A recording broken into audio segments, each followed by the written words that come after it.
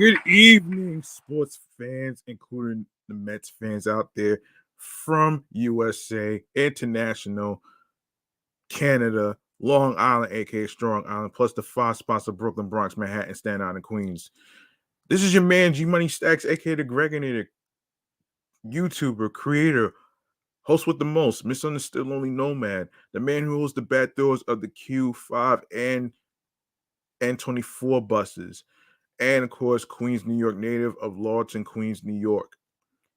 And yes, you are now rocking and hanging out with me on the 70th episode of Excellent Fun Vibrant Talks podcast, the sports edition show platform. We're live and direct from StreamYard alongside with YouTube. And speaking of YouTube, if you are new to the channel and you missed any new or previous episodes that's already out already, don't worry, I got you back.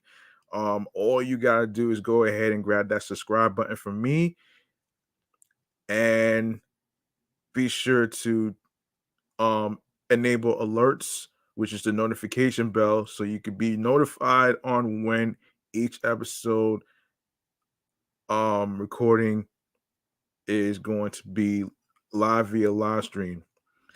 And of course, click on the like, and along with commenting on the sports topics that's being discussed in each episode. And also be sure to download the episodes. You can even add this podcast to your playlist on every streaming platforms, which includes Spotify, Odyssey. You have Audible, Castbox FM. You have Amazon Music, iHeartRadio, and YouTube, as well as other streaming platforms wherever you get your podcast. 1 second.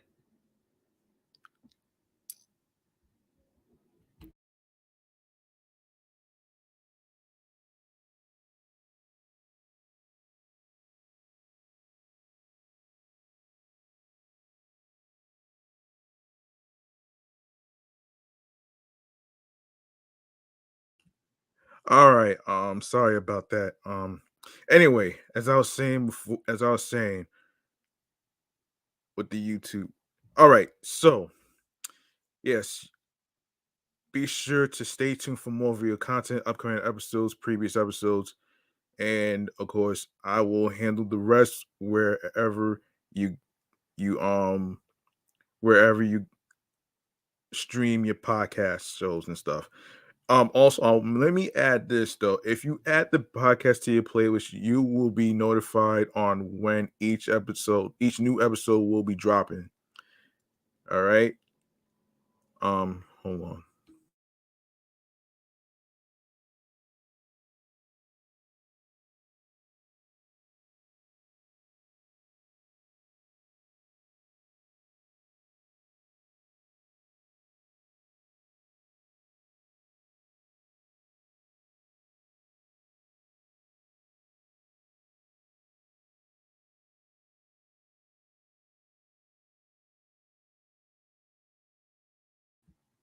Before we even begin with the first topic is in the sports segment, quick side bleacher bar. Let me remind everybody that this podcast is also live streaming on Instagram Live. Be sure to follow the podcast on Instagram so you know and be notified when I'll be live streaming on Instagram Live along with the episodes. All right. So there you have it right there. All right. So, okay. And if you'd like to communicate with me involving sports, whether it's about the New York Mets in the off season, as far as like signings and all that other stuff, you're more than welcome to actually join my Discord, which is G Money Stacks 555. All right.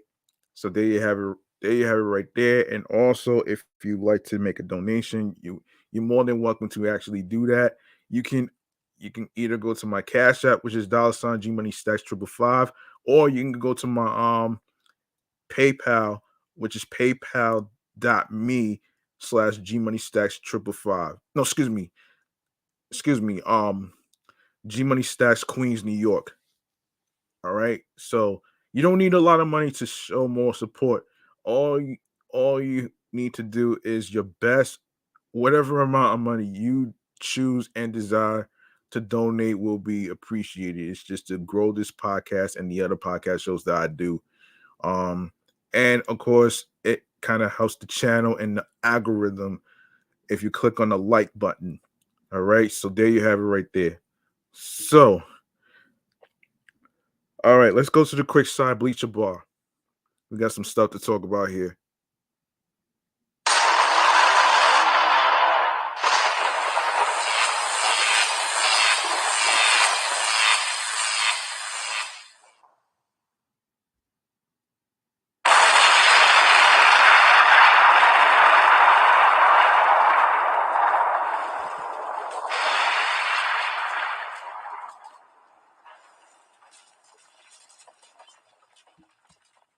Let's start off with a former NFL athlete, and this is according to the folks from TMZ Sports.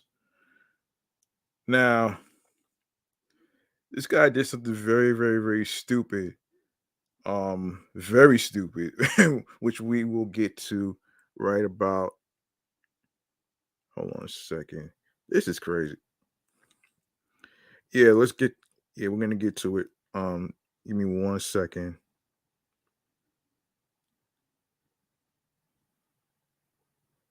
Hey, 1 second here, folks. All right.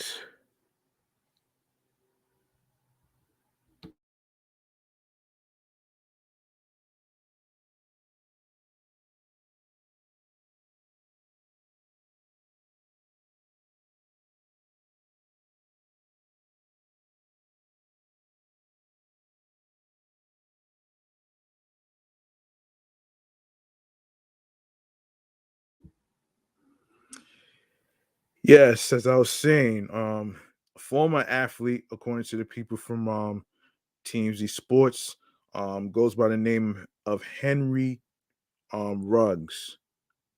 All right, so here's what's happening here. Henry Ruggs attorneys David Chesnoff and Richard Schoenfield just released a statement following Wednesday morning's hearing.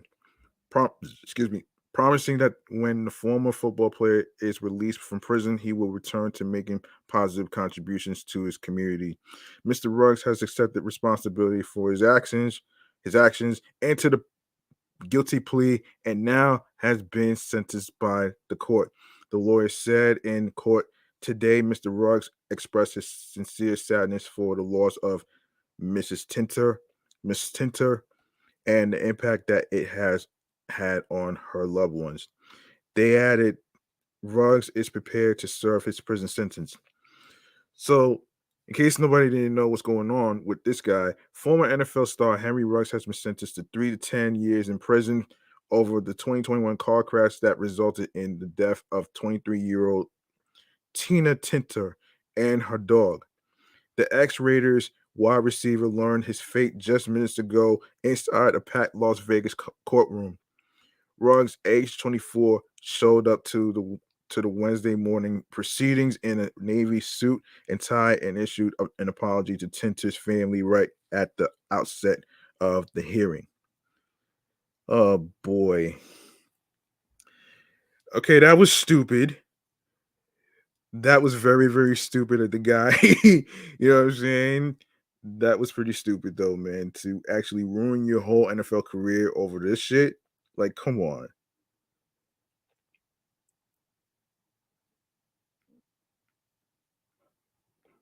This is nuts, man. What he did.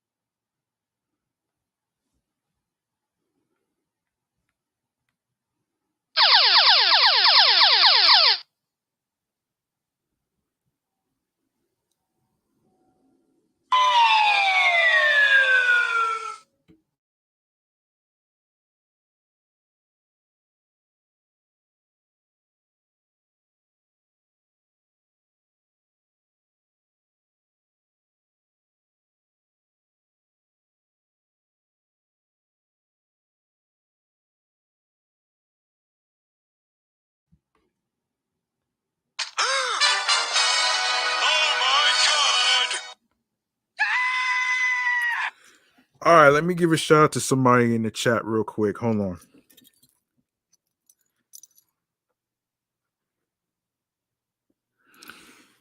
Yeah. Um. All right, let me keep going here. So the issue with Henry Ruggs. This is what he said in quote. So to the parents and family of Miss Tinter, I sincerely apologize for the pain and suffering my actions the morning of November 2nd, 2021 have caused you, your family, and those who knew Miss Tinter and Max. He said, I let my family, my teammates, and those who believed in me down with my actions and hurt so many. He added that there was no excuse for his actions. A statement from Tinter's family was also read inside the courtroom before the judge made her ruling. Ruggs was then immediately remanded into custody. Yep. Um, let's Yeah, that's crazy though.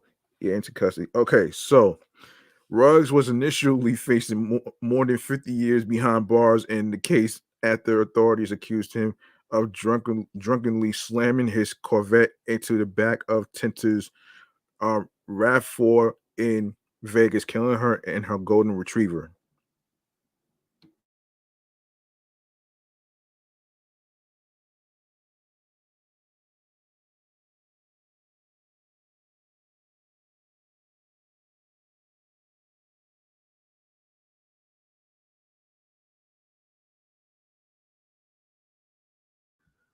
But the former football player reached a deal with prosecutions back in May, agreeing to plead guilty to one felony count of DUI resulting in death and one misdemeanor count of vehicular manslaughter in exchange for a prison sentence that would not exceed 3 to 10 years. Ruggs, who will now be eligible for parole following his third year in prison, was picked up by the Raiders in the first round of the 2020 NFL draft. And has started 19 games in his 2 seasons with the team. The organization released him following the incident. Good for them. Like you don't want no negative shit to be like surrounding all this shit. So speaking of which, man, let's get to the Knicks. All right. This is a previous topic that I was saving. So just bear with me. This is a little bit of a recap. All right. Um so let's see. The Knicks consider themselves a tight group, a group at its best when facing adversity, capable of digging deep when everything is working against them and proving their detractors wrong. Monday night, they got to prove it. They get to show it. They can erase the ugly memory of Saturday afternoon's 19-point loss and even the series. Game 4 is as close to a must win as it gets. The bottom line, Coach Tom Thibodeau said on Sunday, is we all have to play a lot better. That is clear. That is obvious. Game 3 the, was the Knicks' worst performance. Oh shit. Worst performance of the postseason and one of their worst efforts of the season.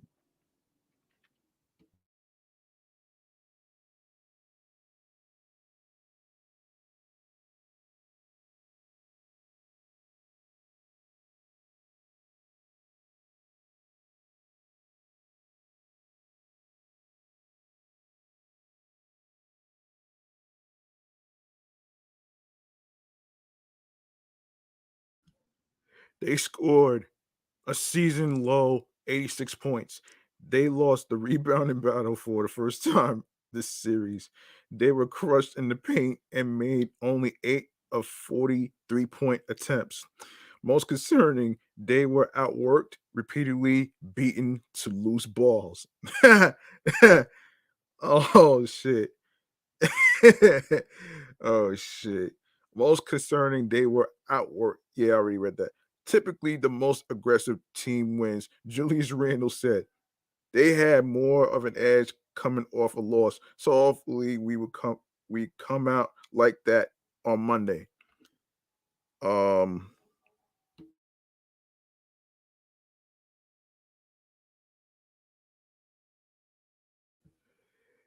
they better or they will be starting down elimination Wednesday at the Garden. The Knicks badly need to figure out their offensive issues, excuse me. The numbers through 3 games are not pretty. An offensive rating of 105.3 points per 100 possessions and 99.3 points per game, both the worst of any of the 8 teams left in the postseason.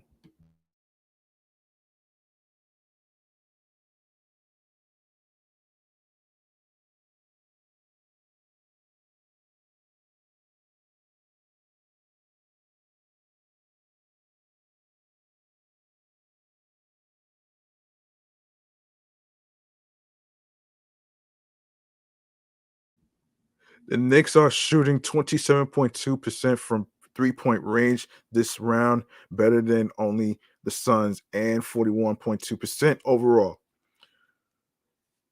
They are making 56.9% of their attempts from 5 feet and in down from their regular season mark of 63.1.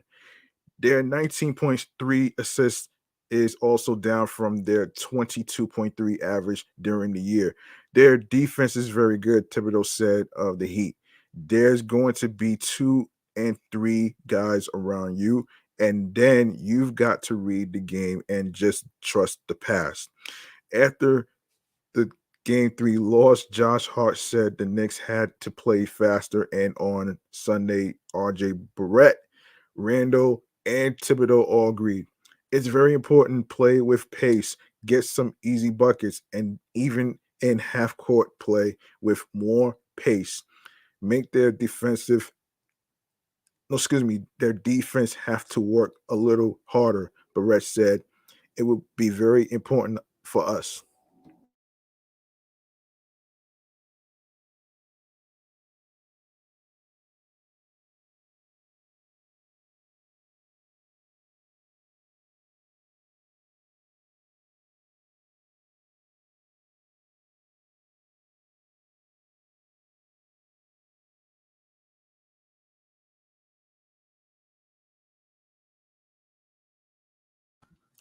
Obviously, that's easier said than done. The Knicks aren't forcing the Heat to turn it up. No, excuse me, to turn it over much. Miami is averaging only 9 turnovers per game in the series, limiting the Knicks' transition opportunities.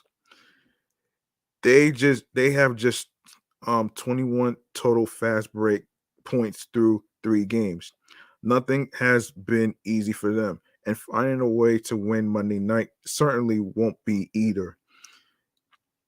They may not have super sub Emmanuel quickly moving forward as he deals with a sprained left ankle, weakening the Knicks' troublesome second unit. Um, damn, son. Damn. That has to suck, man. That shit has to really suck. I hate to say this, man. That shit really has to suck for the Knicks right now. It really does, man.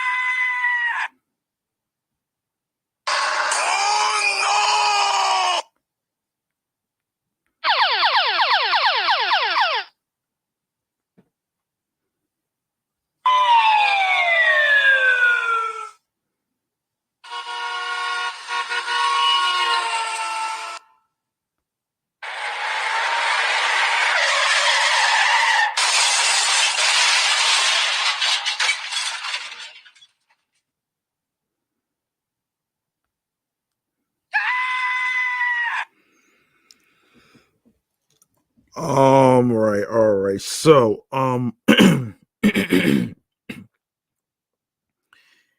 yeah, so quickly is listed as doubtful. Everything is pointing in the Heat's direction now.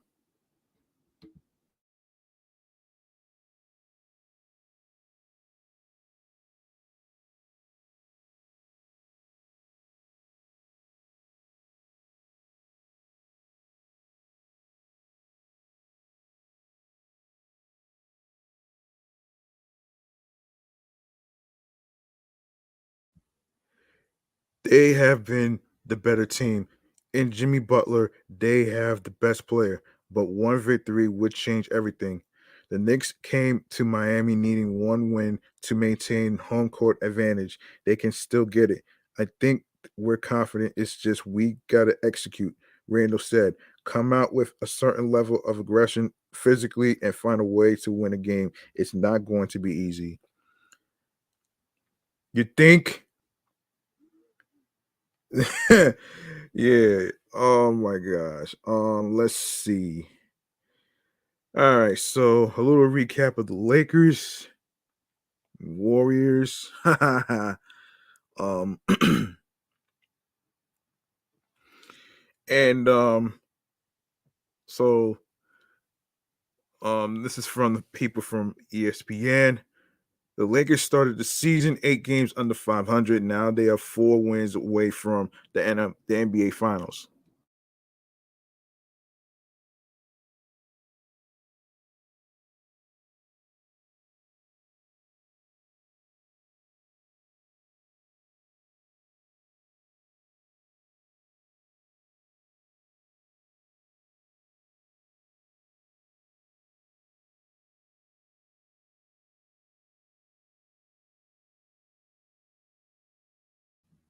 Los Angeles took down the defending champion Golden State Warriors 122 to 101 in game 6 on Friday to advance to the Western Conference Finals. The number 7 seeded Lakers will go on the road to play the West's top seed, the Denver Nuggets, in game 1 on Tuesday. The Lakers started the season 2-10 under first year coach Darvin Ham and completely overhauled the roster midway through the year thanks to a flurry of trades by vice president of basketball operations and general manager Rob Pelinka. They became just the fourth team in NBA history to be that many games below 500 and reached the conference finals since conferences were instated in the 1970 to 71 season. Oh man. Oh shit. According to Alias Sports Bureau.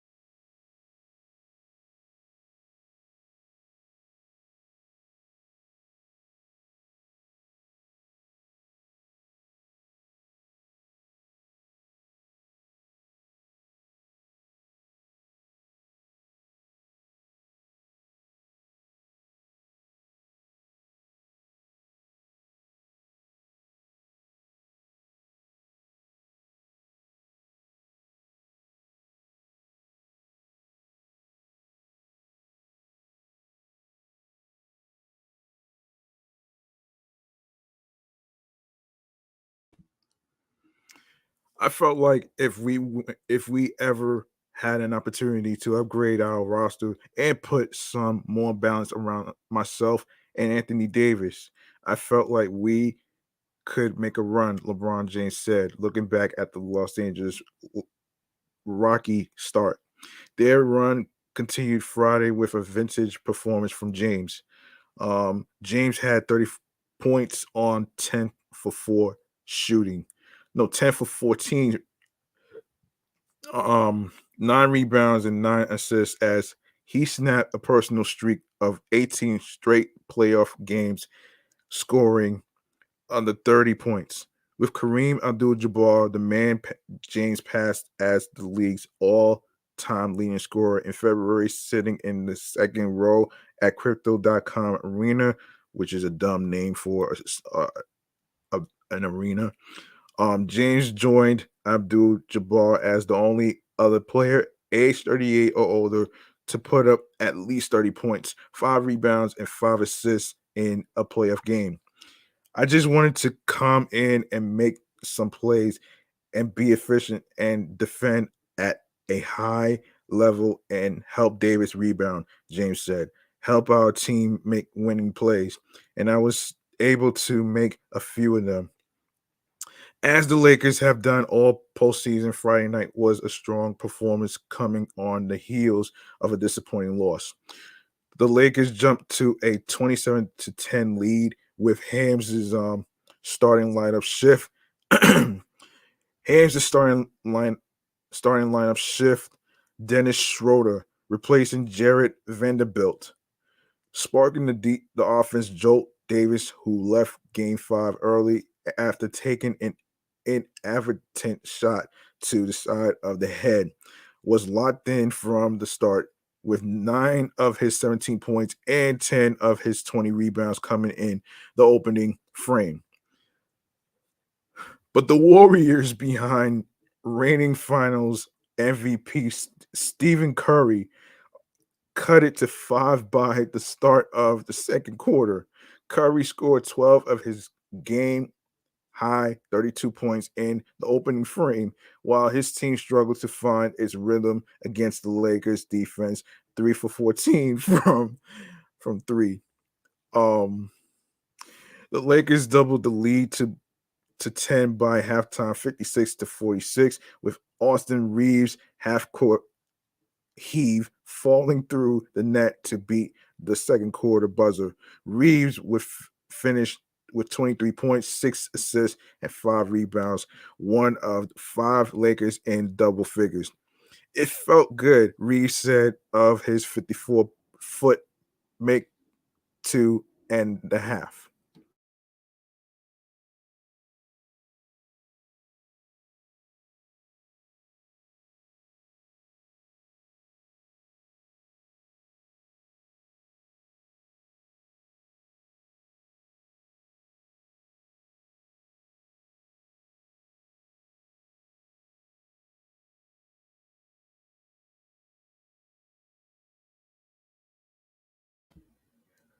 You don't make many of those, but it did feel good when I shot it.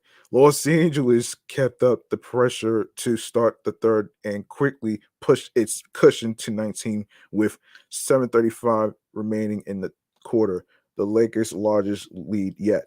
Schroeder picked up his second technical foul and was ejected after a confrontation with Draymond Green, opening the floor more than more playing time for Game 4 star Lonnie Walker the fourth, who scored 8 of his 13 points in the third. Los Angeles took a 14-point lead into the fourth quarter, and the Warriors cut it to 11 before the Lakers responded with an 11 to zip run to double their edge. Ham emptied his bench in the final minutes as the Lakers crowd got to celebrate the 42nd conference finals berth in team history. The Lakers are the second number 7 seed to reach the conference finals since seeding began in 1984, joining the 1987 Seattle Supersonics. A challenging year to say the least, but at the end of the day, we kept powering through. Alvar stayed positive once we've righted the ship and switched out some pieces. We came together, and I'm just happy and thankful that I get to sit in this seat and enjoy the ride, Ham said. The Lakers are 7-0 at home this postseason, counting the play-in tournament. They snapped the Warriors streak of 28 straight 28 straight playoff series with at least one road win.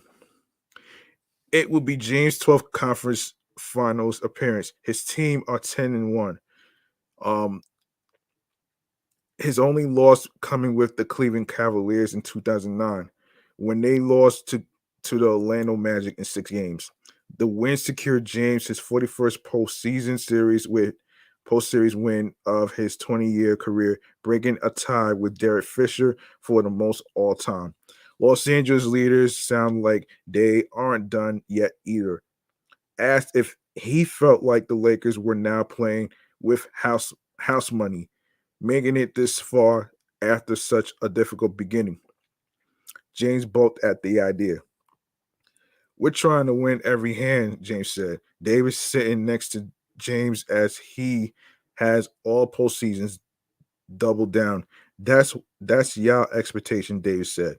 Our expectations inside the team are way higher than showing up to the Western Conference Finals. Okay.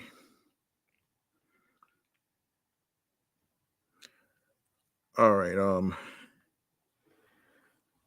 Okay, before I get into anything baseball related, let me see. Um, Matt Ishbia. Oh.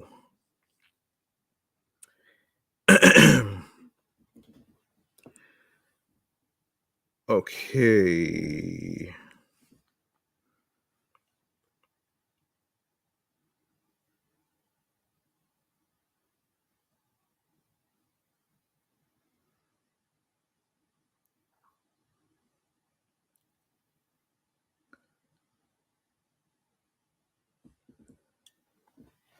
All right, so the Denver Nuggets won the NBA Finals Monday night, making it the first title in the team's 47-year NBA history. The Nuggets defeated the Miami Heat by a score of 94-89, winning the best of 7 series in 5 games.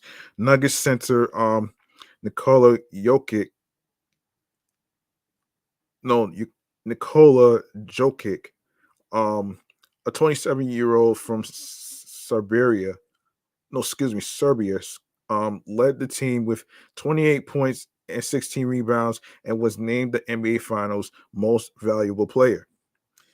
It was an amazing effort by the team, Jokic said moments after the game ended. If it was an ugly game, we couldn't make shots, but at the end, we figured out how to defend. That's why we won the game.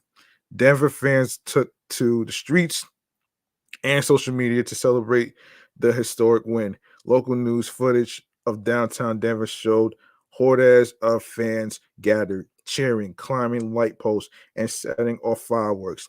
I really never thought I'd see the Denver Nuggets win a championship ever, a fan tweeted. But we picked a 19-year-old center from Serbia with the 41st pick, and he just led us to a championship. Fans of other NBA teams celebrated Denver's first title as well.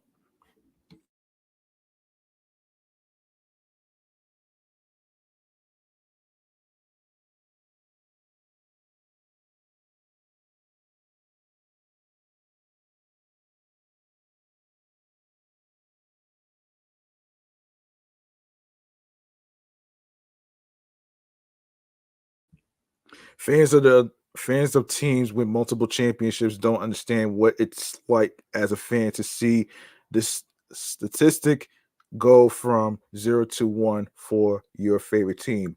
A Dallas Mavericks fan tweeted, "Congrats, Denver fans! Enjoy it to the fullest. Let it bring you happiness." Wow. Congratulations to Denver, a Heat fan said. I swear I'd be rooting for y'all if it wasn't my team playing on the other side. I'm so happy for Jokic. So happy for the fans. This is y'all first championship ever. Couldn't think of anyone who deserved it more than Miami.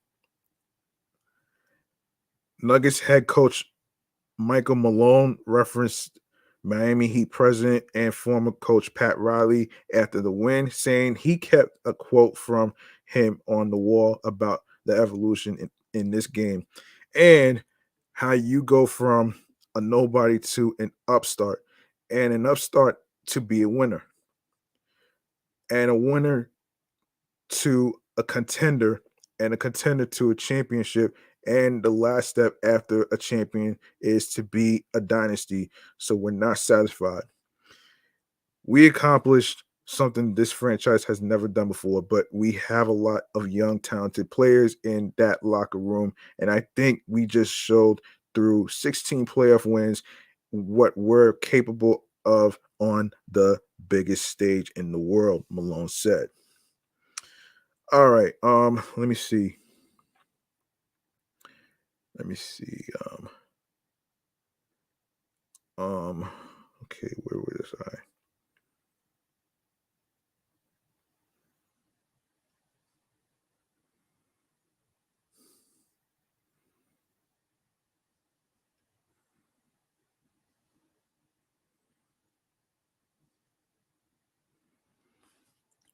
Hold on 1 second, folks.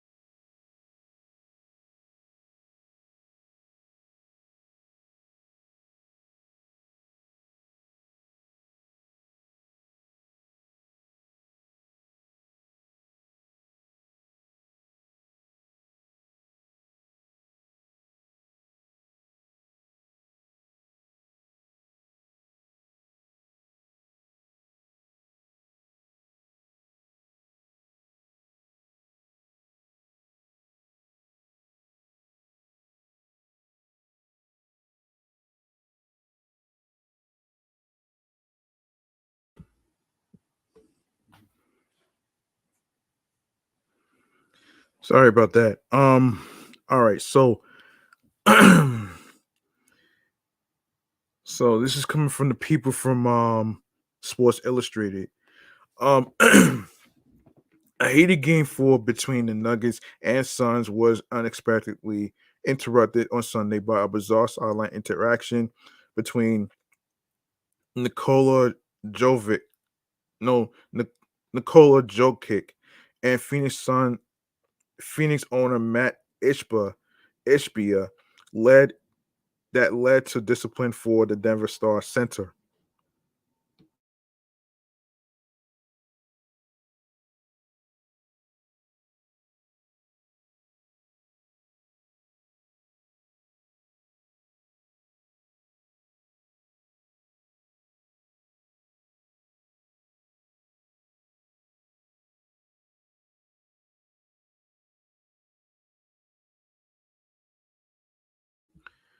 The incident occurred after Jokic tried to secure a rebound after blocking DeAndre Ayton's layup with Denver up 56-55 at the 2:36 mark of the second quarter. Jokic and Suns guard Josh um Aj no Okji attempted to curl the ball before it tumbled out of bounds and into the hands of what happened to be a fan in the front row. As it turns out, that fan was none other than Ishbia, who briefly ended up face to face with Jokic before the Serbian big man tried to rip the ball away. A confused Jokic then looked around before appearing to nudge Ishbia away from his forearm as he and a few other spectators reacted to the moment.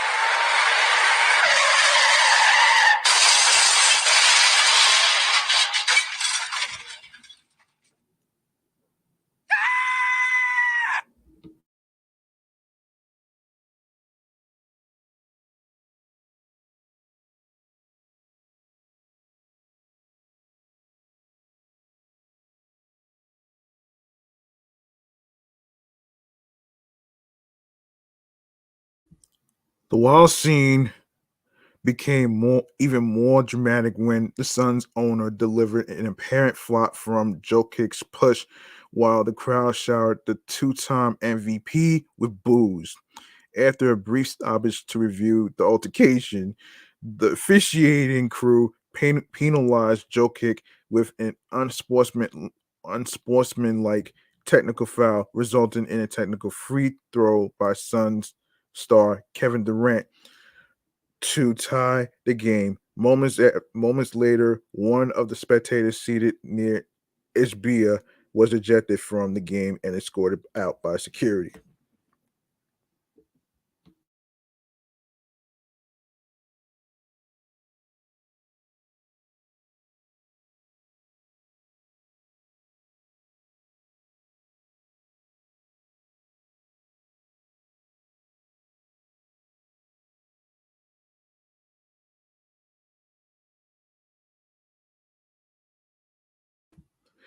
The Nuggets would get the ball. The Nuggets will get the ball back after the skirmish, and finish the half trailing 63-61. With the tension appearing to be nearing a fever pitch, the second half of Sunday's Game 4 could feature some explosive action as the Nuggets hope to secure a 3-1 series lead over the Suns. All right, let's see. Let's see what else we got to talk about here. Yes, I will get to Aaron Rodgers, and then I'll go to the 49ers and the Chiefs going to the championship for Super Bowl 58 next. So let's see. Um, let's see. Let's see. Here's Aaron Rodgers.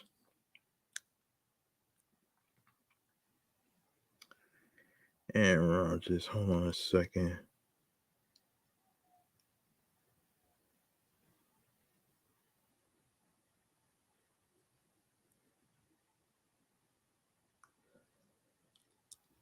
Okay, Jets activating Aaron Rodgers. And yes, so injured quarterback Aaron Rodgers will not play again this season. The New York Jets confirmed Wednesday, but he will continue to practice. With Rodgers' 21-day practice window due to close, the Jets decided to activate Rodgers to the 53-man roster for the final 3 games. It's a victory of sorts for Rodgers, who had attempted to return from Achilles surgery faster than any player in NFL history. Symbolically, this will allow him to be part of the team, but it's also unusual because he is taking up a roster spot. Coach Robert Saleh made it clear there is no chance of Rodgers getting into the game. No, no, no, he's not playing, Saleh said. Saleh said the Jets um out of the playoffs contention have enough roster flexibility to make this move. It means they have 4 quarterbacks on their 53-man roster: Rodgers, Zach Wilson, Trevor Simeon, and Brett Ripien. Wilson injured in Sunday's 30-0 loss to the Miami Dolphins. Damn. Oh shit. Oh man. Remains in the concussion. Hold on.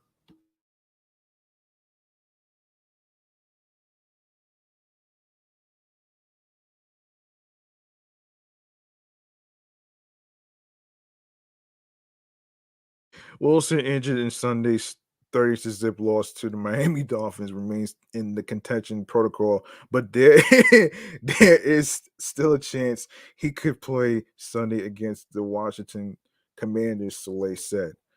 Rodgers, age 40, has practiced 6 times over the past 3 weeks, impressing teammates and coaches with his rapid recovery from September 13th surgery. It was always considered a long shot that he would make it back for a game. If the team didn't activate him, leaving him on injured reserve, Rodgers wouldn't have been permitted to practice. It's all about it's all part of his rehab, and just having him out on the football field is a plus for everybody, Soleil said. It's a plus for him, it's a plus for his teammates, and so we're going to keep him up for practice. Rodgers had been targeting Sunday's game as a potential return, but he announced Tuesday on the Pat McAfee show that he was done for the season. He acknowledged that his left Achilles still wasn't 100% and that it probably wouldn't be fully healed for another 3 weeks. He said he would have pushed to play if the Jets were still alive for the postseason, but they were mathematically eliminated Sunday. Damn. There's always a fear about re-rupture if you are going too fast, Rodgers said Tuesday. But this allows me to, I'm not going to slow my rehab down. I'm going to keep attacking it every single day. But now, without a timetable to come back, obviously we can be as smart as we need to be. Rogers' team officials and doctors, his personal doctor and team doctors discussed his status Tuesday. Soleil declined to comment on whether Rogers was denied medical clearance to play. He said it was Rogers' decision.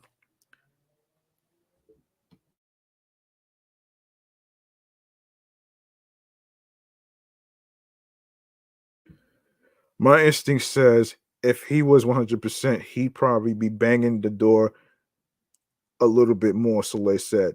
But like he said, he's a couple of weeks away, and so there's always weighing the risk. Rodgers tore his Achilles on the fourth play of week one, sending the Jets into a tailspin. A season that began with Super Bowl dreams will end out of the playoffs for the 13th straight year, the longest active drought among the four major U.S. men's sports leagues. Simeon could be the fourth quarterback to start for the Jets this season, although Soleil refused to rule out Wilson, who took several hits against the Dolphins and was removed in the second quarter.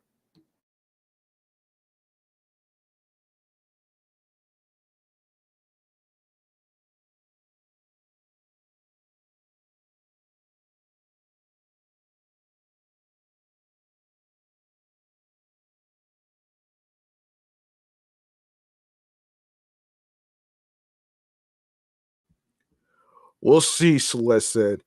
Everything is improved, so I'm not closing the door on that. Wilson's mother, Lisa Wilson, shared details about the concussion on social media. She said her son left the game when he started having problems with blurred vision and his depth perception.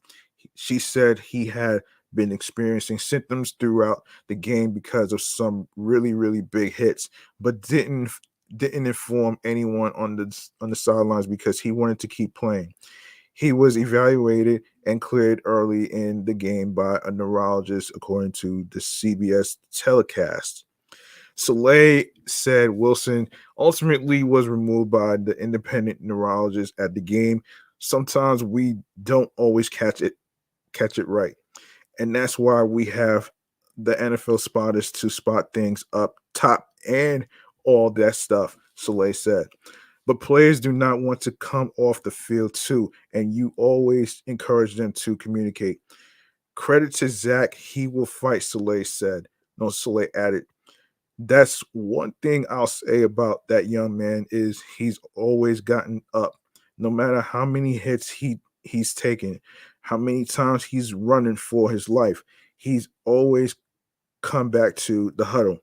And so I have a great appreciation for him.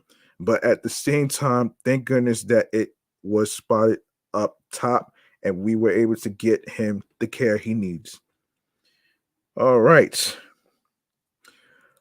All right. Of course, obviously next Sunday is Super Bowl 58, and this is pertaining to um the San Francisco 49ers and the Kansas City Chiefs.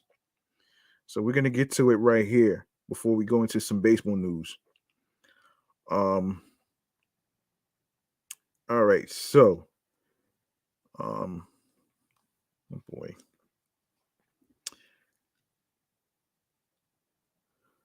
All right, so um,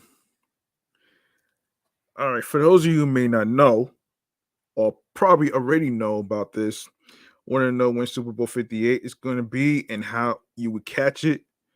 Okay, so there's some key points here.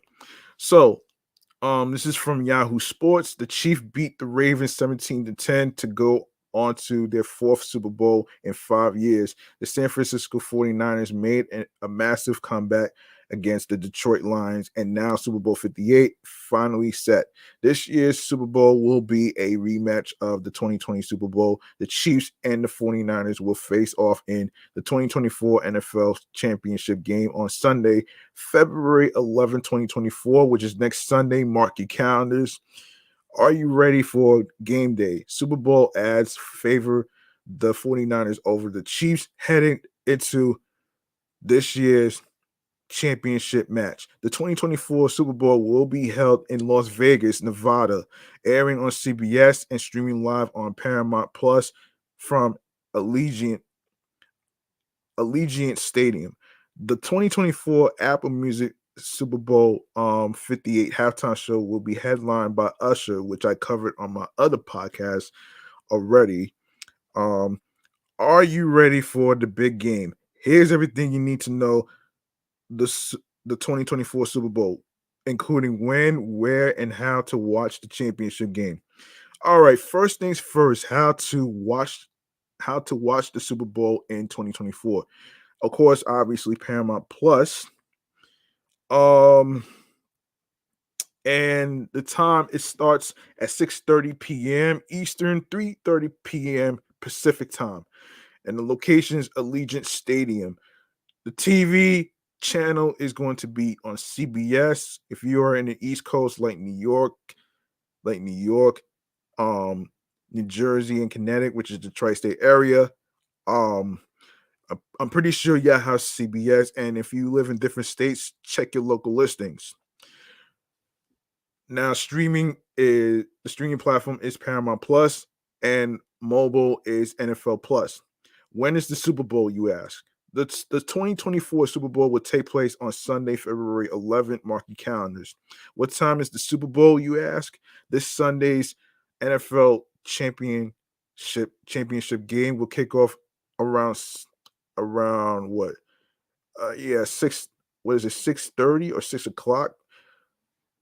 Wait a second. Yeah, 6:30, 6:30 p.m. Eastern, 3:30 p.m. Pacific time. Yeah, Eastern time. That's what ET stands for, Eastern time. What channel is the 2024 Super Bowl on? So the Super Bowl 58 will air on CBS this year and stream live on Paramount Plus. There will also be another unique way to tune into the 2024 Super Bowl in a slime-centric alternative telecast on Nickelodeon. Where to stream Super Bowl 58? You got Paramount Plus. It has 2 tiers available: a $6 per month.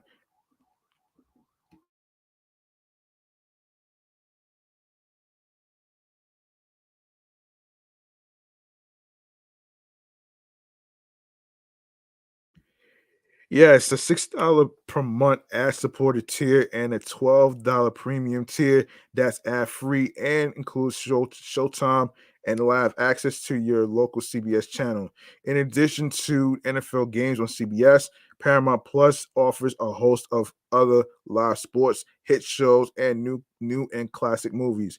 Unlike a lot of other streaming services these days, Paramount Plus still offers a 1-week free trial, so new subscribers can sign up to watch this week's NFL games on CBS and check out the rest of the Paramount Plus library totally free for 7 days. Yeah, and it's like $5.99 per month at Paramount Plus. Can I watch the 2024 Super Bowl for free? If you don't want to add another subscription to your list just to watch the Super Bowl this year, you might want to try getting an old school TV antenna. That's not gonna happen. Just like oh shit. Just like vintage rabbit ears, a modern day TV antenna should be able to pick up your local channels like CBS, NBC, and Fox, depending on where you live. Now, most people have Spectrum like myself. So if you have any cable or satellite or whatever, y'all should have like CBS NBC, Fox, or any other local channels whatsoever that comes with it. All right. And all right, so this antenna that somebody's talking about is called the Channel Master Flatenna, ultra thin indoor TV antenna, 35-mile range, dual side, black or white.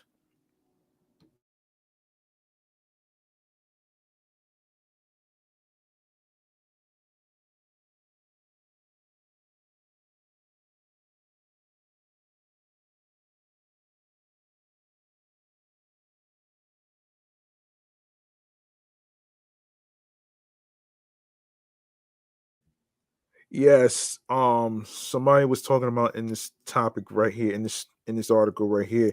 Um, it is called the Channel Master Flatenna, ultra thin indoor TV antenna, 35-mile range, dual sided, black or white.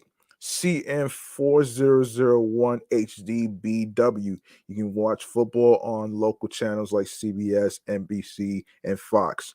And it's $29 at Amazon. What channel is CBS on near me? Not sure how to find CBS in your area? Check out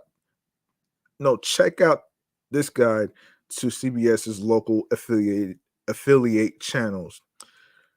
Um, how to watch the Super Bowl on Nickelodeon. Nickelodeon is included in many live TV live TV streaming packages, including Fubo, Fubo, Fubo, Hulu's live TV tier, Direct TV stream, and YouTube TV.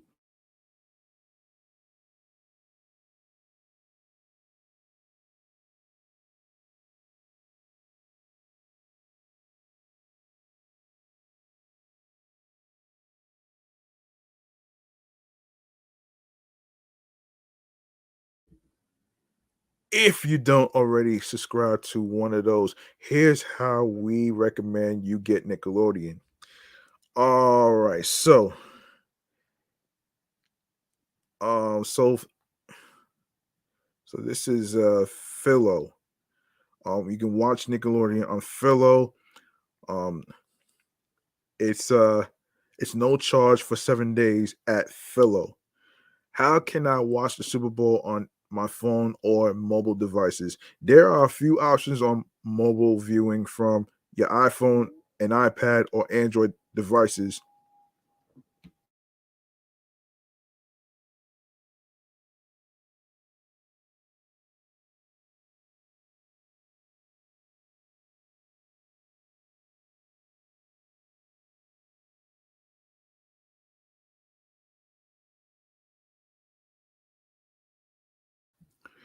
You can stream Super Bowl 58 from your phone with an NFL Plus account for $7 per month. Or or or you can or you have an existing cable TV subscription, download the CBS Sports mobile app and you'll be prompted to sign in using your cable account.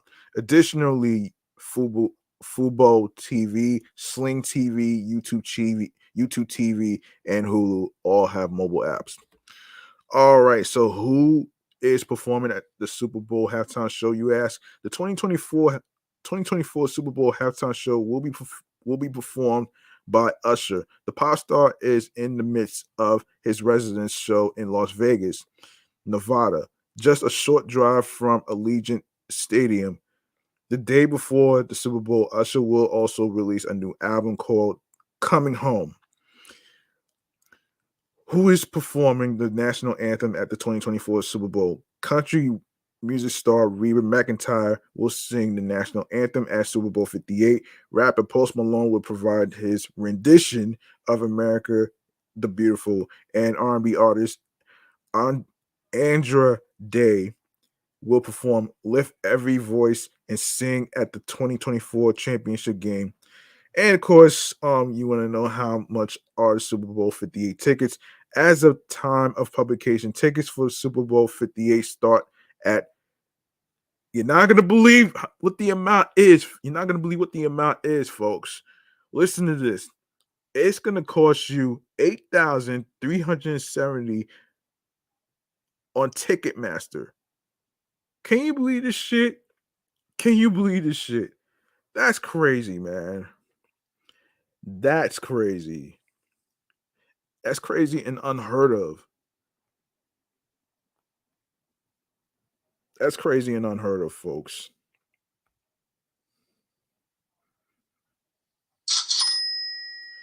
I'm pretty sure mad people want to watch the Super Bowl at their crib instead of wasting thousands of dollars on fancy seats. Yeah, you don't want to do that. That would be crazy, man. Oh,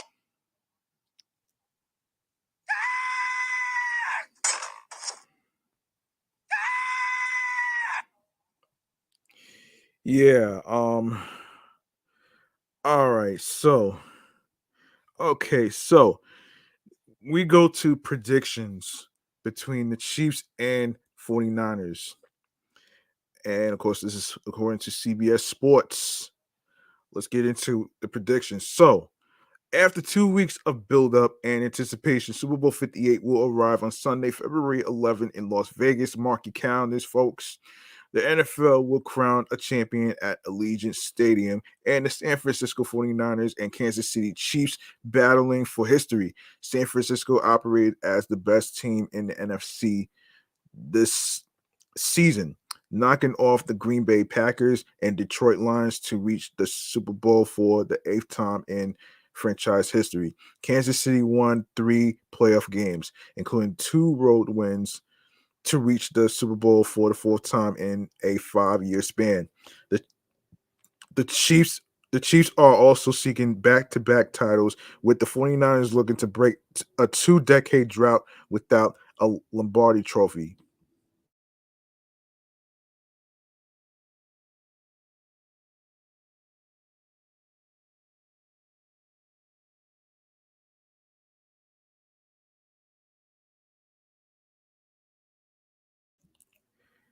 Kickoff is at 6:30 p.m. Eastern Time in Las Vegas on CBS and Paramount Plus.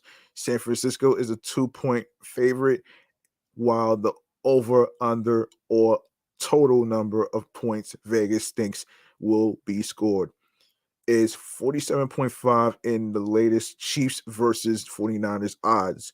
Before locking in any 49ers versus Chiefs pick, make sure you see the latest NFL predictions from Sportsline's proven projection model.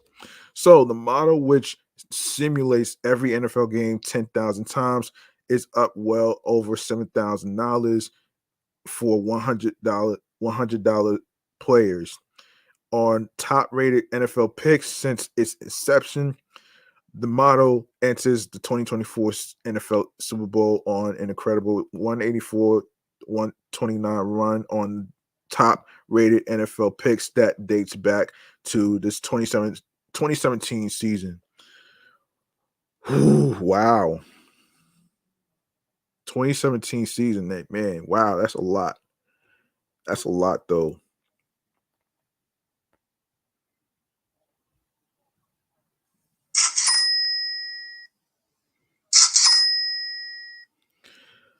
Um, hold on. Hold on 1 second. Okay. All right. Okay.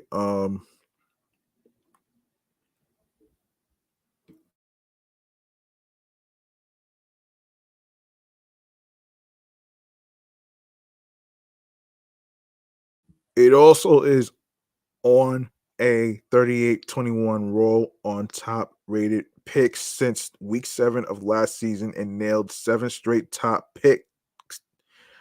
rated picks entering the 2024 NFL playoffs. Wow. The model ranked in the top 10 of NFL Pick Watch for of the past 6 years on straight up NFL picks and beat more than 94% of CBS Sports Football Pick'em players 4 times during that span. Anyone who has followed it up, anyone who has followed it is way up.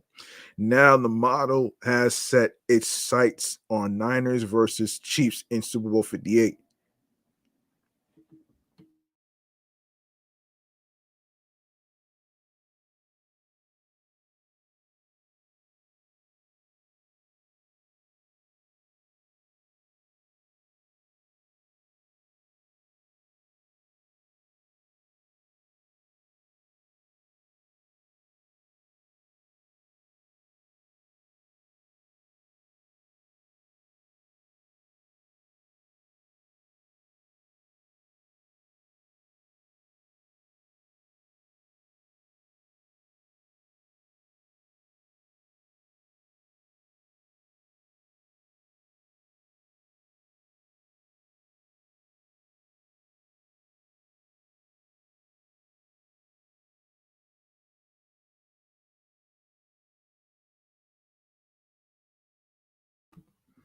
All right, so the model ranked in the top 10 on NFL Pick Watch 4 of the past 6 years on straight up NFL picks and beat more than 94% of CBS Sports Football Pick'em players 4 times during that span. Anyone who has followed it is way up.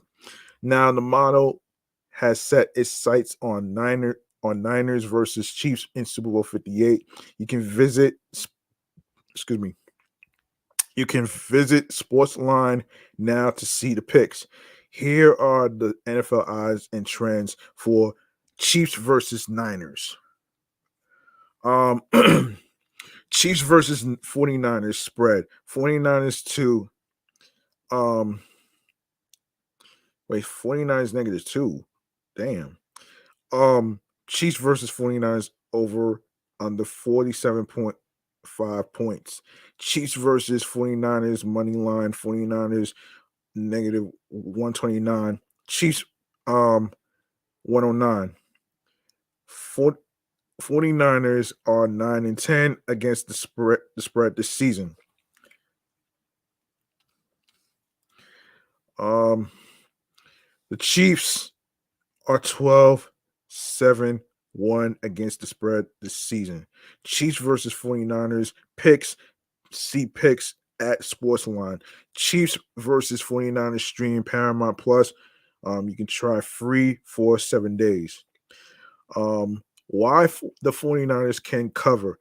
San Francisco outscored opponents by 10.9 points per game during the regular season and has the best running back in the NFL. Christian McCaffrey led the league with 2,023 yards from scrimmage this season and has 14 games with at least 100 yards. McCaffrey also led the NFL with 1,459 rushing yards, beating the number 2 player in the league by more than 250 yards. McCaffrey is hyper efficient, leading running backs with 5.4 yards per carry. The league, excuse me, led the league with 21 total touchdowns during the regular season. He is the first player to generate at least 25 touchdowns, including the playoffs since 2006. Um, 2006, and has scored a touchdown in 5 consecutive playoff games. In his postseason career, McCaffrey is averaging 112.7 yards from scrimmage per game with 8 touchdowns in 6 outings. He has 260 yards from scrimmage and 4 touchdowns in the 2024 NFL playoffs. McCaffrey is a clear fulcrum for an offense that puts up 34 points and 413 total yards in the NFC Championship game. San Francisco also finished in the top 3 of the NFL in points per game, points per drive, scoring percentage, yards per day. No, yards per play, total yards per game, yards per drive, and red zone efficiency this season. See which team to pick here. Um, why the Chiefs can cover. The 49ers are allowing 26.0 points per game in the postseason, and opponents are generating 159.0 rushing yards per game against San Francisco. That is the most rushing yards allowed per game by a team reaching the Super Bowl since 1966. And 49ers are yielding 5.6 yards per carry in the last 5 games combined. And on the other side, Kansas City is dominating on defense. The Chiefs held the Baltimore Ravens to 10 points in the AFC Championship game. The Ravens also entered that matchup with the NFL's number one rushing offense before producing only 81 yards on the ground and committing 3 turnovers. Damn. Kansas City. Damn. Kansas City is a Kansas City is allowing only 13.7 points per game in the 3 playoff matchups and giving up only 322.0 total yards per game, 5.0 yards per play, and a 30% third down conversion rate.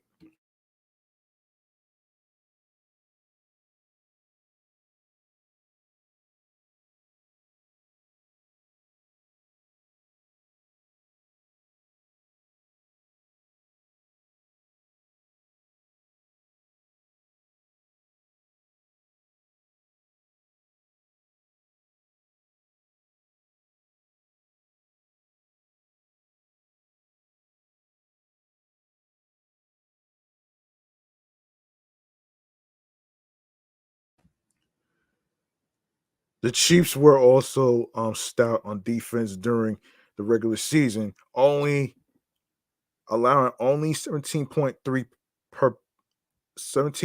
points per game and 1.50 points per drive. You can see which team to pick here in the link. How to make Chiefs versus 49ers picks. Sportsline's model is leaning under the total, calling for 45 combined points. The model always says one side of the spread has all the value. You can only see the model's picks at Sportsline. So who wins? Who wins? Who wins? 49ers versus Chiefs in Super Bowl 58. And which side of the spread has all the value? Visit Sportsline now to see which side of the 49ers versus Chiefs spread to pick in the 2024 Super Bowl, all from the advanced model that is up well over $7,000 on its top rated NFL picks, and find out.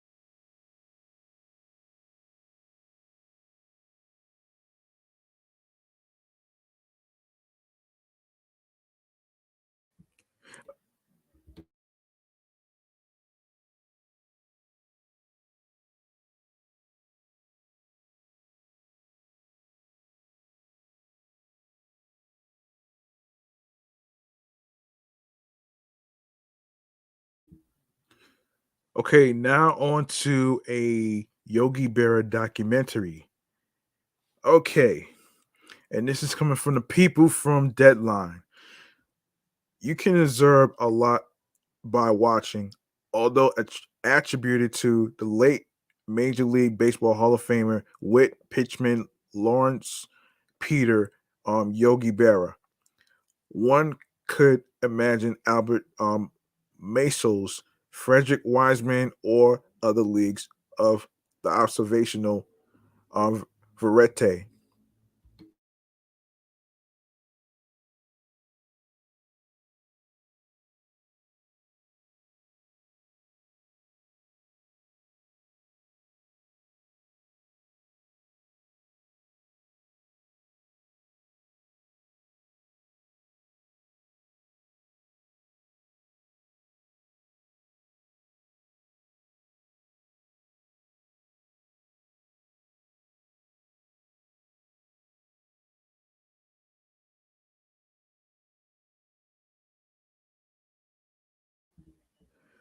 Yeah, Variety strand of documentary posting this as a driving theme of a keynote address. Such is the understated prowess of this often misunderstood cultural icon, whose considerable achievements, both on and off the field, warrant a worthy documentary profile.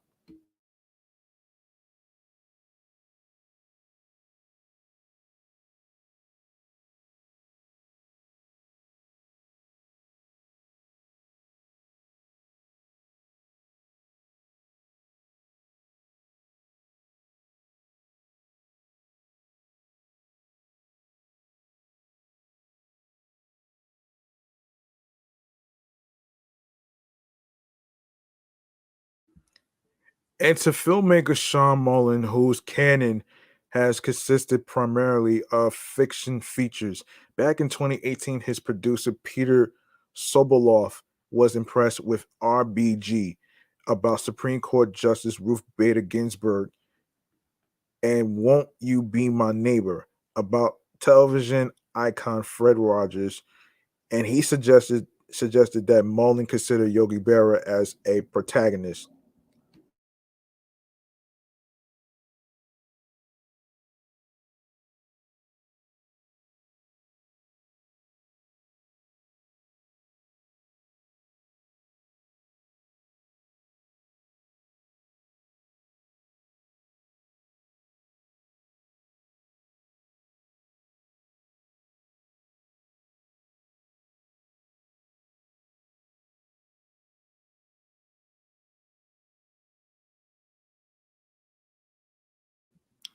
Sobolov Sobolov then introduced Mullen to the Berra family, the Berra family.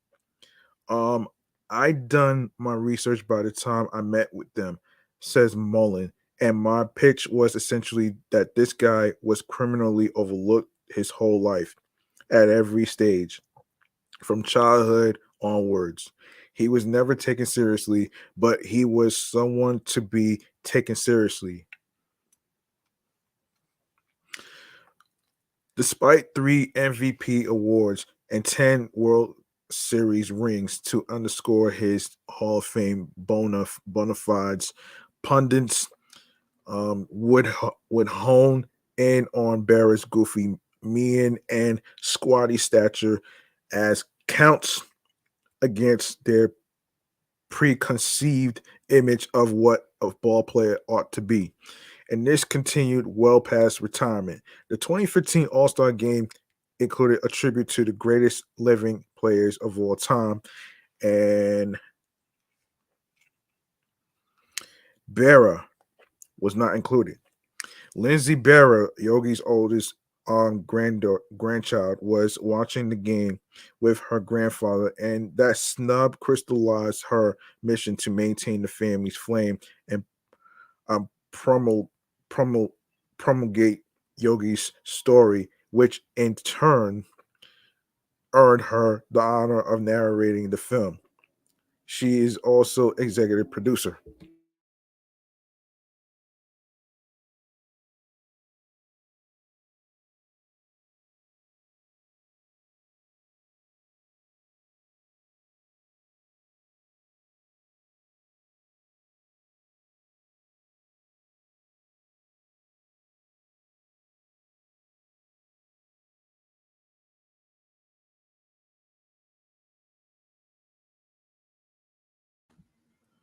She said, in quote, "My initial goal was not to have Lindsay narrate the film. Actually, no, end quote. My initial goal was not to have Lindsay narrate the film," Mullen admits.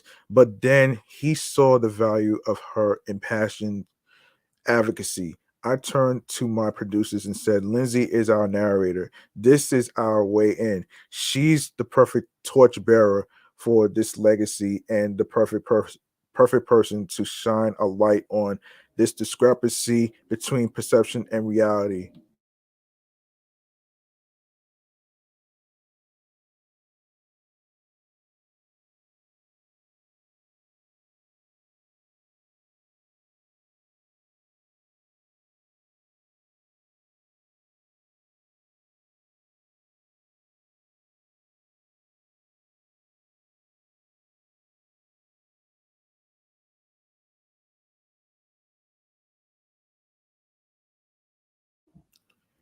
It ain't over opens with that all-star game slight of Yogi and Lindsay voicing her disappointment. That de facto prologue sets the tone for the purpose of the film to amplify and celebrate Yogi Berra's legacy in a full-bodied way as an athlete, as a sage, as a man, and it established the collaborative dynamic between Lindsay and Mullen. "The collaboration was great for me from a craft standpoint," says Mullen.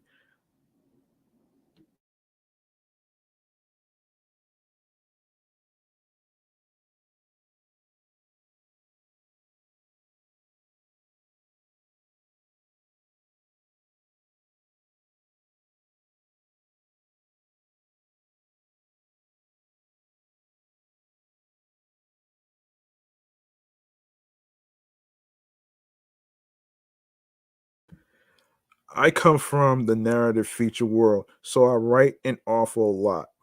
In working with Lindsay, I didn't necessarily want to put words in her mouth. I wanted to make sure everything that was said was something that she really said.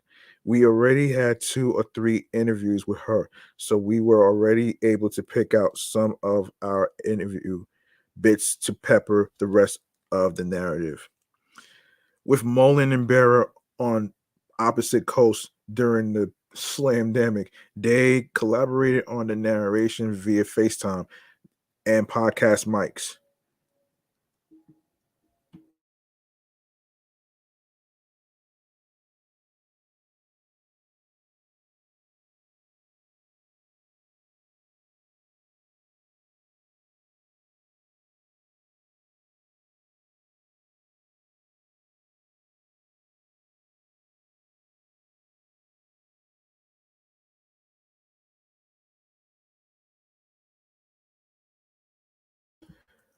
"I'd never done work before," Berra admits.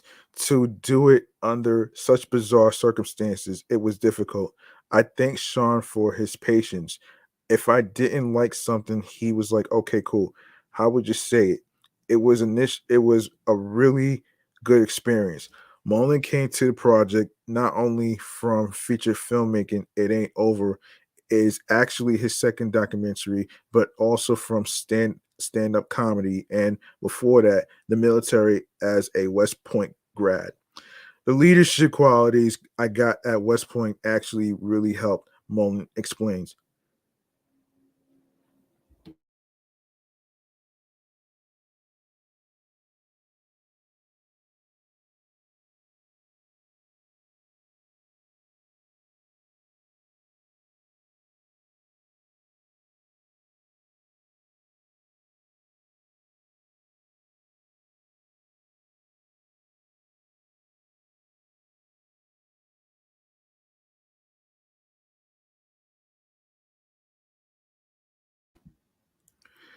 With documentary, the crews are smaller. You have to be nimble.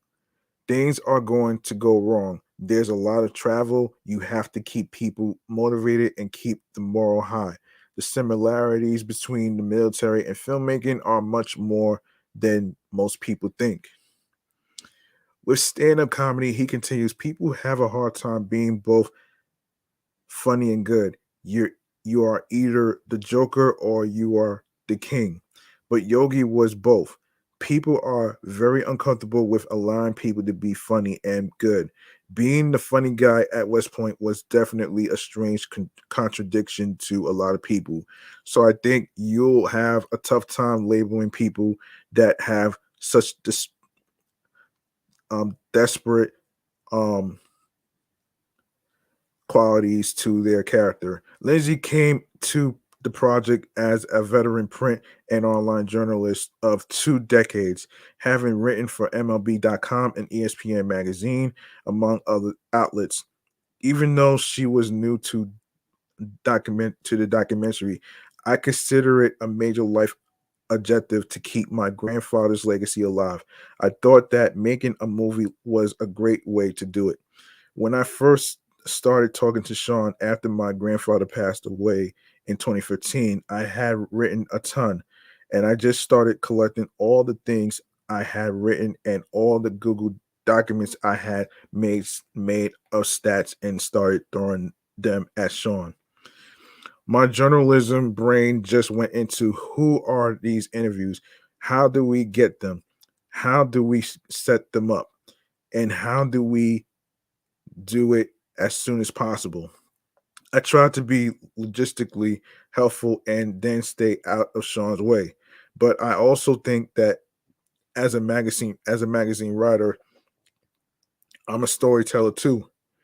And I had things that I wanted to get across. I spent years thinking about my grandpa in certain settings and crafting stories in other settings. So I had arcs that I wanted to push that thankfully Sean was open to.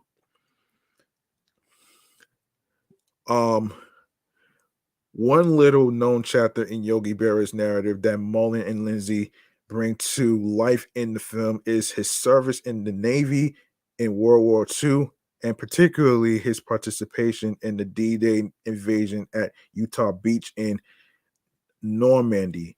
Mullen, who as a captain in the National Guard oversaw a contingent of Army first responders at Ground Zero after the September 11th attacks on the World Trade Center, felt a visceral connection to Yogi's tour of duty.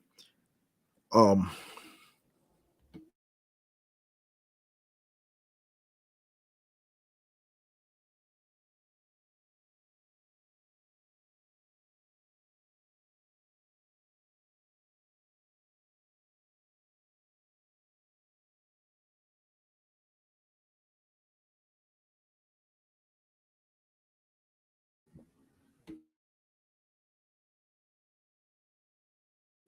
that was very important to me, he explains. I'm not trying to compare my experience to Normandy by any means. I did have a lot of personal ties to the story that I think really helped. And obviously, Lindsay's personal attachment to the story elevated the ultimate product.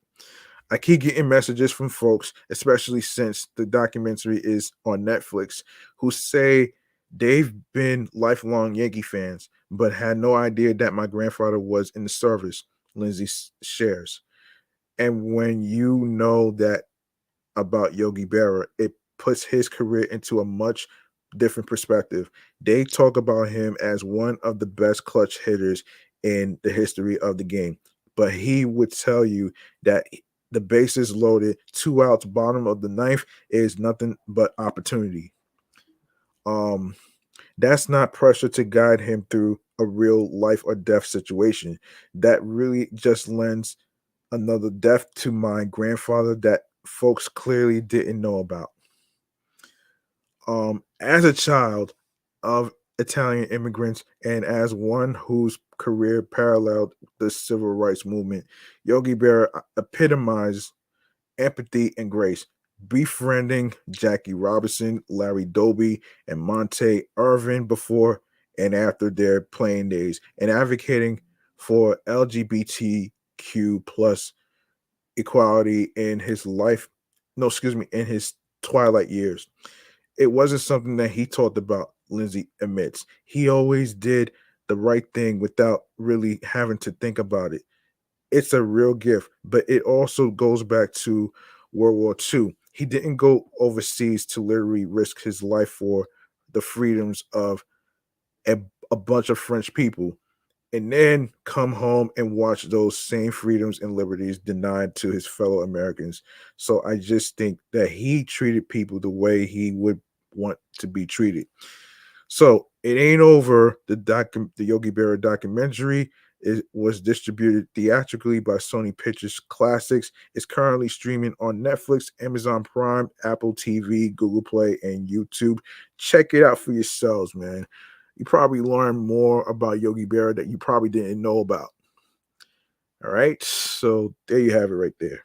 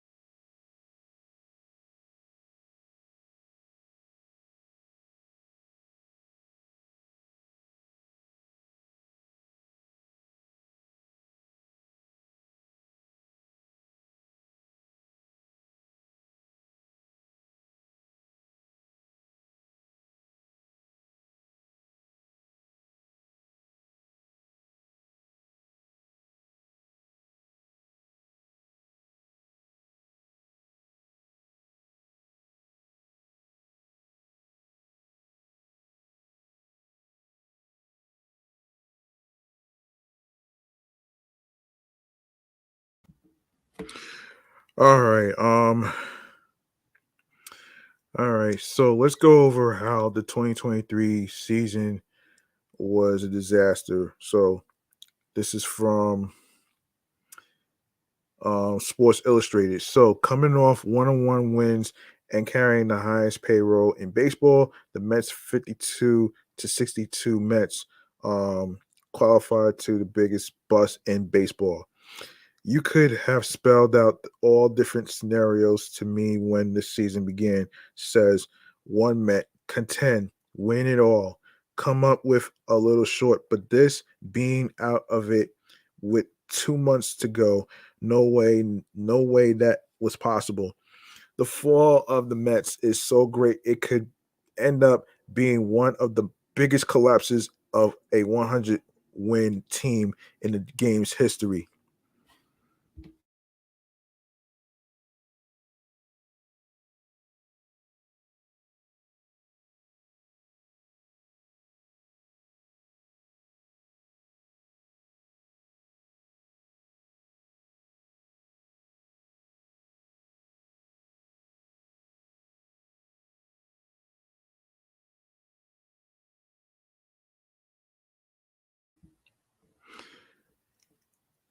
According to the Alias Sports Bureau, only 3 teams posted a losing record in a full season after winning 100 games. All right, so 3 teams posted losing records in shortened seasons after winning 100. The 1918 White Sox, 94 Giants, and 2020 Astros. New York must finish at least 29 to 19 to avoid a losing record and joining the ignorable list when great teams go bad. 1932 Cardinals, 72-82, 29 wins from previous seasons. Why they felt why they fell bad trades. The defense of their World Series title went horribly wrong. St. Louis finished tied for sixth in the 18 league, 18 games behind the first place Cubs. Um, in the waning moments of the season, owner Sam Breeden not only gave a pass to general manager Branch Rickey, but also gave him a contract extension. Breeden said, while some people might point to Ricky's trades of Burley Grimes, Chick Haffey, and Flint Rem as the reason for the Cardinals backsliding, he dismissed that notion and instead said injuries to all of our regular players simply wrecked our club.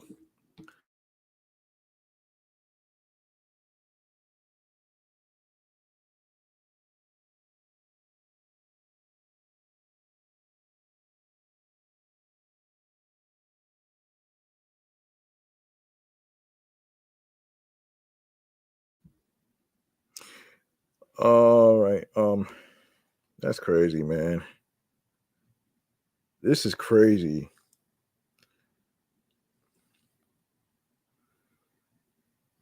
This is crazy.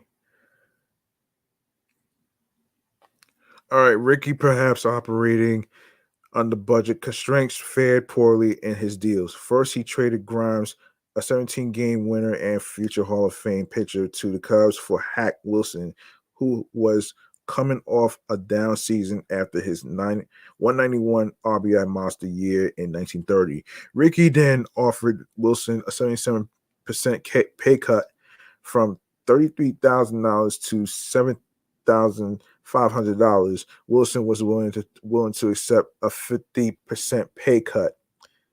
Damn.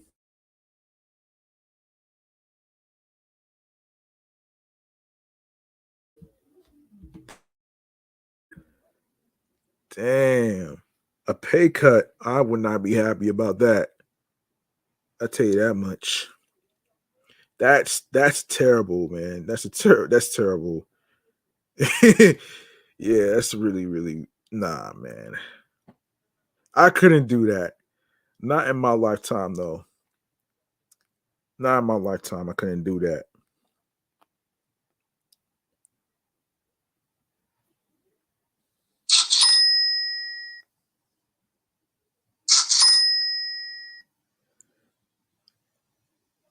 All right. A pay cut, man. That's crazy.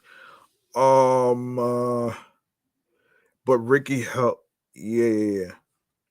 But Ricky held firm. He then flipped Wilson to the Dodgers for Bob Barham, a minor leaguer who never played in the majors.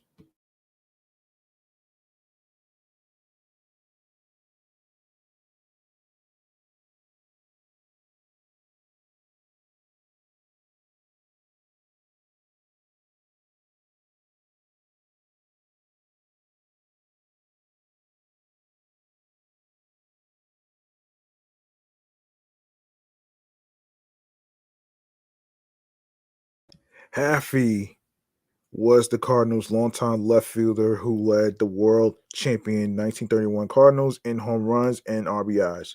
Haffey held out in a contract dispute for a second straight year. In 31, he signed for $12,500, but had to pay $2,000 in fines for the holdout. Ricky first offered him the same salary in 32, then tossed in a $500 raise and held firm. Haffey refused to sign, so Ricky traded him to Cincinnati for pitcher Benny Frey, utility player Harvey Hendrick, and cash. Just 1 month later, Ricky sold Frey back to the Reds. In June, Ricky sold Rem, a starting pitcher, to the Boston Braves. In sum, Ricky traded two starting pitchers and his leading bat off a World Series team and a virtually nothing to show for it. But yeah, sure, blame it on injuries. Ricky was, however, building his famous minor league system. The Cardinals would win the World Series again 2 years later. 1971, Reds.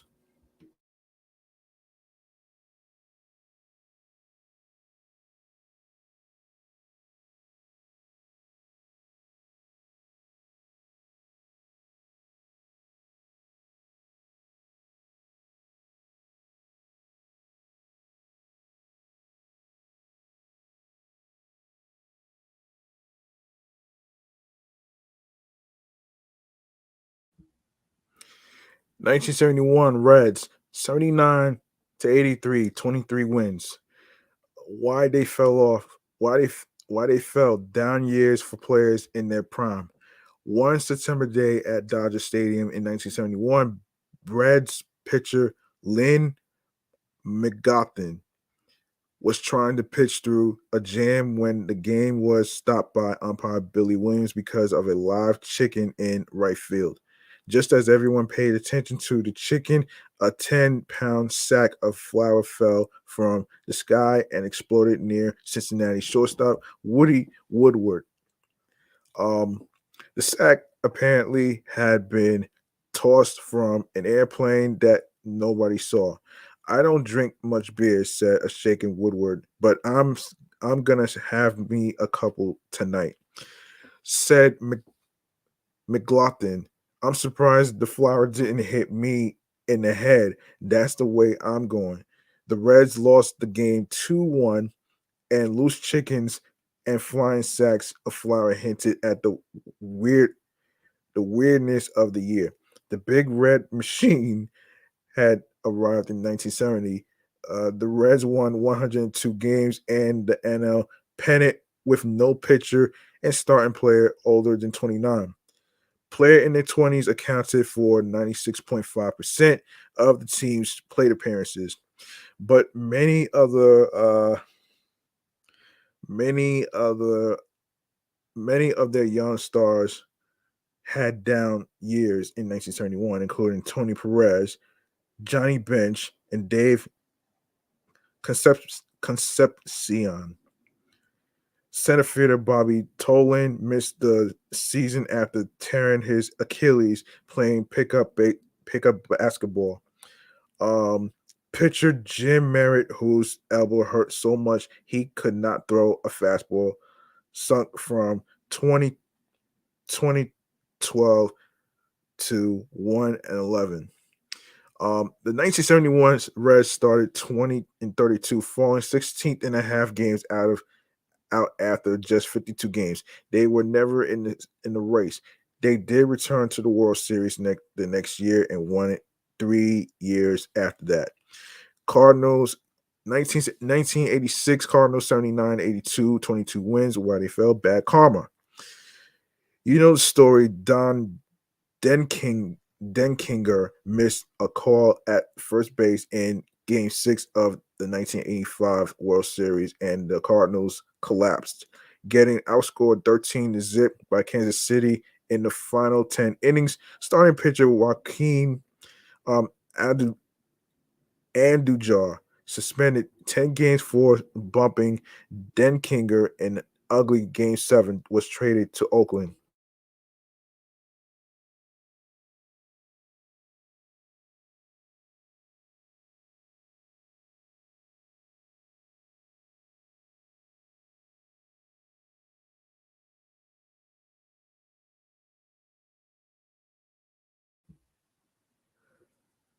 Okay, where were we? Yeah, the Cardinals did start 1986 7-1, but went 9-26 in their next 35 games and got steamrolled by the Mets. Oh shit, that's crazy and fucked up at the same time. Oh shit. Hold on.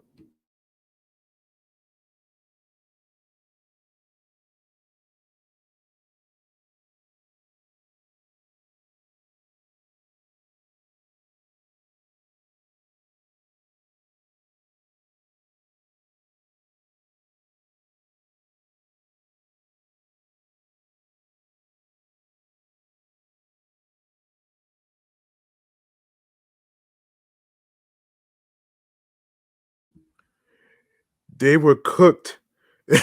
As they say, your goose is cooked. Oh shit. Even before the first baseman Jack Clark tore thumb ligaments June 26th. Um After leading the league in runs in 1985, the Cardinals were last in runs, hits, and homers in 86, like the 71 Reds. They returned to the World Series the year after they stumbled, part of a 7-year stretch in which St. Louis weirdly alternated winning and losing seasons. 2023 Mets projected 74, actually 75 and 88 and 27 wins. Why they fell, their offense broke as the Mets bet on age. The Mets returned 8 regulars from a 101 win team, six of them 30 and older, and all of them are having worse years. Jeff McNeil, negative 63 OPS, Starling Marte, negative 58, Daniel Vogelback, negative 51, Mark Canna, negative 21, Brennan Nimmo, negative 17, Eduardo Escobar, negative 16, Pete Alonso, negative 15, and Francisco Lindor, negative 5. When the Mets tried to inject some youth, third baseman Brett Beatty flopped, although catcher Francisco Alvarez showed impressive power.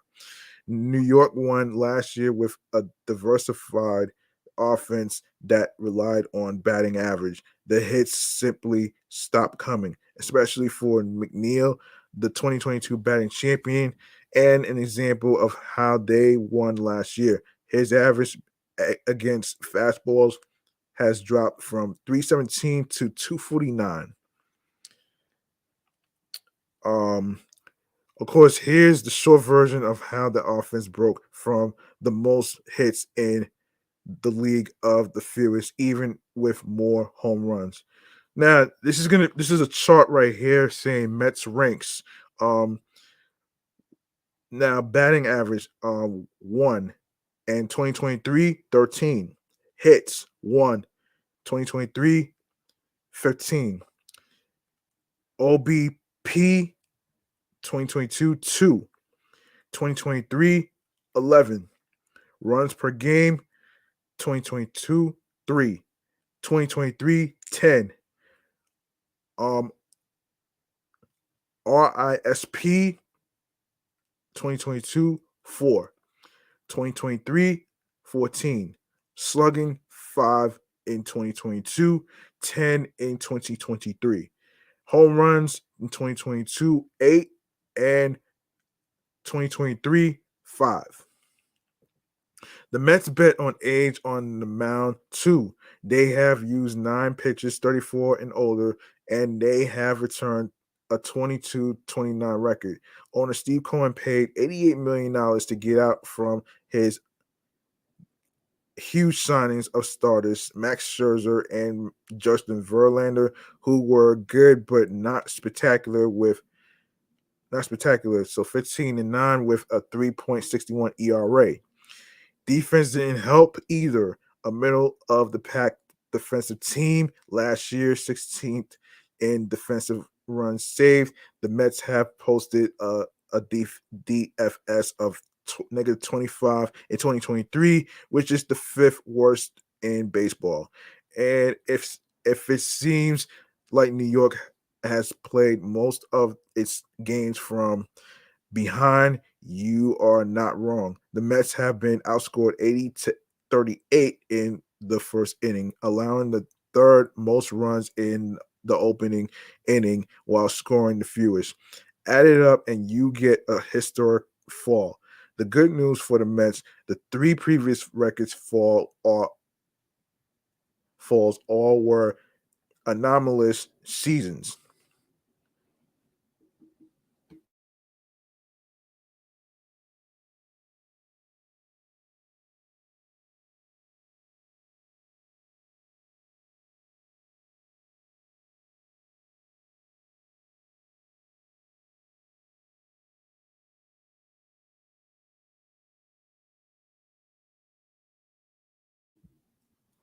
All three teams bounce back with winning seasons the next year, winning the pennant in that year or the next. Let me give a shout out to somebody in the chat who just viewed this. Let me see. Shout outs to Abdul Malik. 1053. Appreciate you for watching this. For free, appreciate you. All right. Let me see. Yeah, there's been a rumor in the air in regards to Pete Alonso again. Oh gosh, when you put that shit, like, let's put this shit to rest, man. Like, seriously. And this is from Sports Illustrated, of course. The New York Mets have a very difficult decision they need to make this offseason. Will the Mets be able to sign Pete Alonso to a contract extension this offseason? Will they trade him? Will they hold on to him in 2024 without an extension and either trade him ahead of the deadline or let him enter free agency and negotiate then? It's a tricky situation to be in. Alonso has developed into one of the best sluggers in baseball and will be paid like it with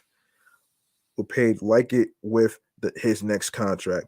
There have been a wide range of rumors about Alonso's future already this offseason. And it's clear they are showing no signs of slowing down. Although new president of baseball operations, David Stearns, has stated he expects Alonso to be the team's opening day first baseman next season. Many still think a trade is possible this offseason, including MLB.com's Mark Feinsand. Alonso's status will be a big story throughout the offseason as the Mets decide whether to move the slugger as he approaches his final year before free agency. Feinstein said Alonso and the Mets will likely discuss a potential extension, but if the two sides are far apart in those conversations, New York could look to deal Alonso rather than risk losing him for nothing more than a draft pick next winter.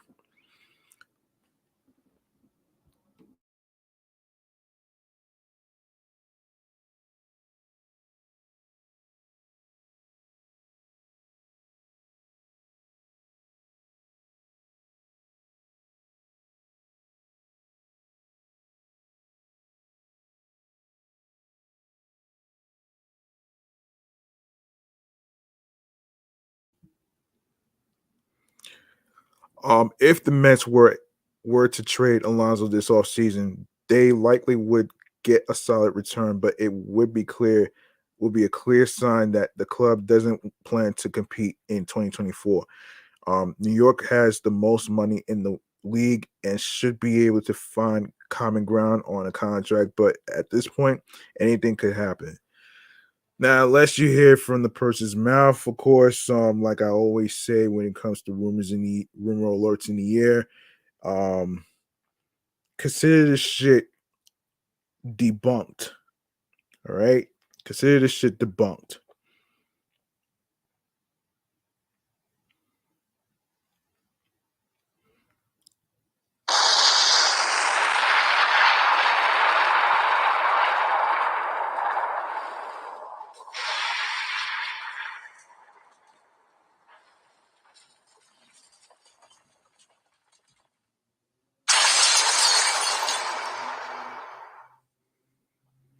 All right. Before I go on to Jett Williams, I want to explain something in regards to the whole luxury tax thing that I've been hearing about and stuff. So let me just look this up because I think this is important to actually know from most of you, some of you Mets fans out there, of course, who probably don't have any patience and stuff. I understand from what John Stapanaro was talking about that you can't force them to be patient or whatever, but at the same time, like you're driving yourself crazy over Met players who had bad games and shit. Like you can't like you're not gonna always get what you want though, man. Uh, let me explain what the luxury tax is because y'all need to hear this.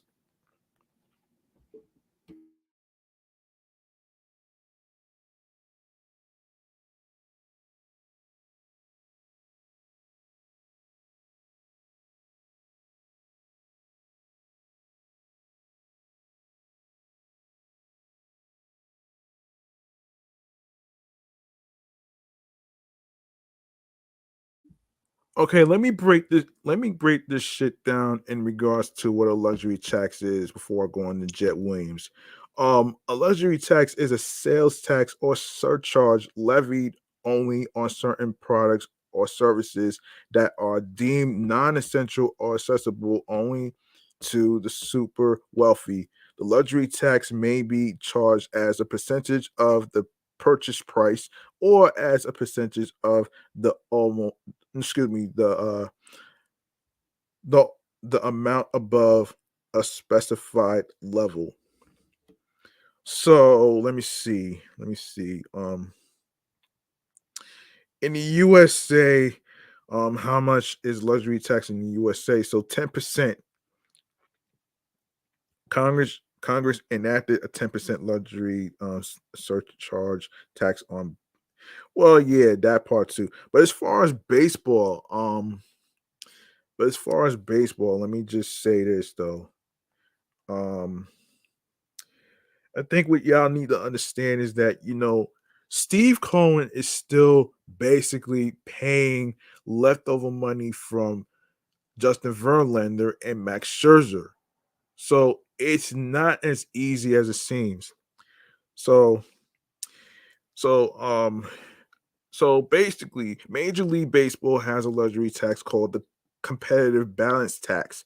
In place of a salary cap, the competitive balance tax regulates the total sum of money a given team can spend on their roster. Salary caps are common across professional sports leagues in the United States. Well,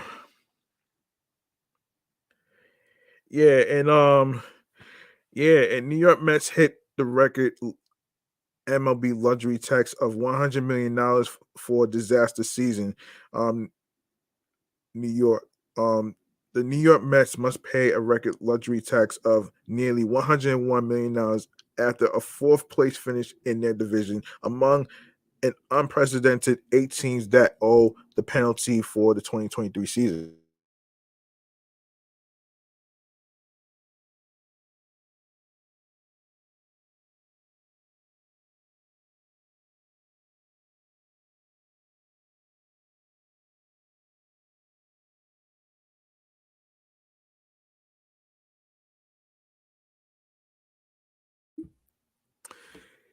Yeah,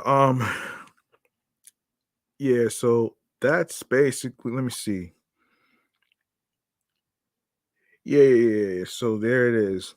That's what luxury tax is all about, though. Um, that's because of Steve Cohen, and yeah, And yeah, and sometimes as a baseball owner, you're gonna have different. Let me just put myself on screen so I could explain to y'all about this. Hold on.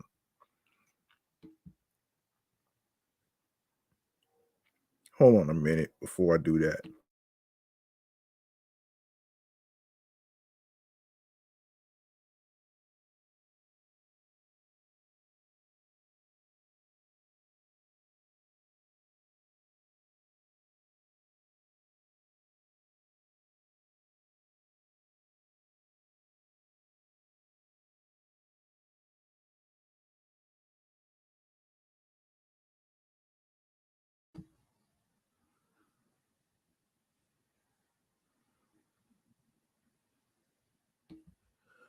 Uh, Let me just say this though, man. As a baseball owner of the New York Mets by Steve Cohen, of course, you're gonna have difficult decisions to make as a businessman.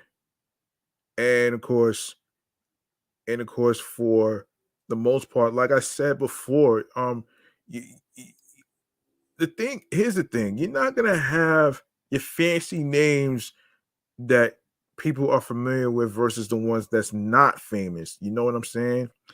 And it's not even about that. Um, there was a particular a particular story that I actually heard about in regards to this case, and I and I kind of looked at it like this, man, from a business standpoint. Like, look, like I always say, you're not gonna be able to make everybody happy, whether you are owner of the New York Mets or whatever. You're not gonna make every fan happy. You're not gonna be able to make everybody happy. You know what I'm saying? Like, at the end of the day, you're a human being who's doing his best. At the same time, look, you're not gonna you didn't really get into getting Yamamoto, right? Yeah, you did your best to go to Japan to actually talk to Yamamoto, right? It was him and David Stearns. So, but because they didn't get him or whatever, you know, it actually feels like a relief. It's a relief. You feel what I'm saying?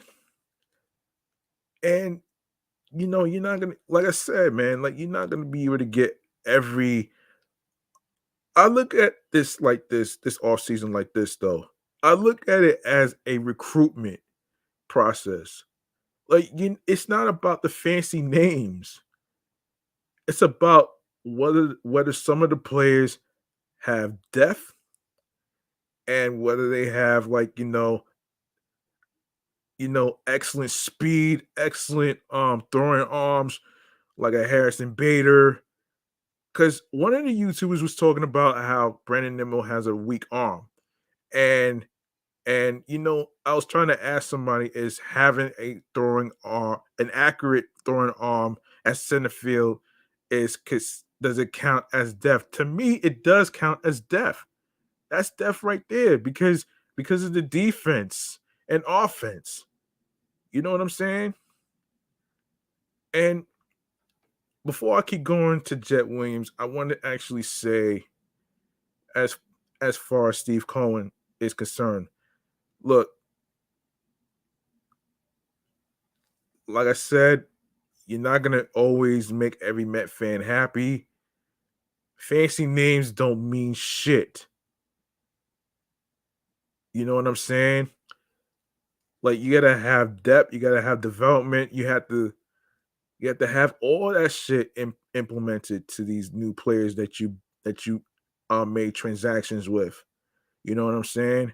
And I'll probably touch on certain people in a future sports episode. I'm not gonna have time to do it here. So so that was just me explaining what a luxury tax is and everything else in between. So I wanted the Mets fans out there to basically get a better understanding what a luxury tax is and how crazy and difficult and painful it is to actually deal with that shit. Because as an owner, you're gonna have difficult decisions to make. And yes, it's all about taking a risk. Yeah, you're gonna make bad decisions, but sometimes you're gonna have good decisions to make, and you're gonna be having your ups and downs, which is part of which is part of which is part of life and being a businessman. And yeah, there you have it right there, man. I just wanted to stress this because and you're not gonna always like I said, man, you are not going to satisfy anybody. It doesn't matter if it doesn't matter if it's like over a million Mets fans or not. These Mets fans, of course, they deserve good games and stuff. But like I said previously, you're not gonna have perfect games. You're not gonna have perfect games. Yeah, you want to be competitive, but at the same token, like you're gonna drive yourself crazy. You gotta think about your well-being. Baseball is a mental there's a mental aspect to baseball. Of course, baseball is supposed to be fun. I would agree. But at the same time, it is a mental fact. There is a mental factor to this. And of course, mental health is real. And I don't care who doesn't want to hear it, but I have to say this, man. You can't put a price on mental health. You can't put a price on championships. You can't put a price on teammates, friendships, whatever it may be. You can't do that. You can't do that to people. You know what I'm saying? I look at these athletes in the Mets organization on teams right now as human beings. So that's pretty much how I feel about this though. And of course, like you really have to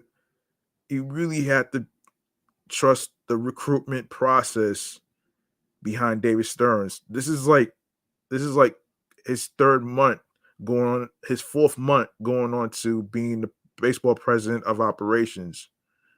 So we Met fans, we don't work for the organization. We don't know what's going on behind the scenes of things. And as far as me covering rumors or anything like that whatsoever, I'm not gonna agree with those rumors. I would rather go by certain things that's official. And that's pretty much what I do when it comes to me doing research on certain topics involving the Mets or any other sport related stuff that I do. So, and as you can see, that's why my background is orange because I'm a Met fan. So, you know what I'm saying? So, I'm not really expecting them to be a perfect team to win every game, but it's all about doing your best. You know what I'm saying? And injuries play a fucking role in the game, okay? There's no such thing as a person who doesn't have injuries and struggles. You feel what I'm saying? So that's pretty much what I wanted to say right there, man. And that's just me, man, to actually put this to rest. So that's my take on the whole idea of the luxury tax and as far as like having a breaking point and not having any more patience anymore. I get it, but you're gonna drive yourself crazy. You're gonna drive yourself crazy as far as like your sanity and everything. So think about your well-being and think about your mental health. Think about everything that's going on inside you as Mets fans out there. Not everything's about you. It's about the people in charge of these decisions that they have to deal with. We can only wait and see because everything behind the scenes remains to be seen. So this is where I actually put a period button on here.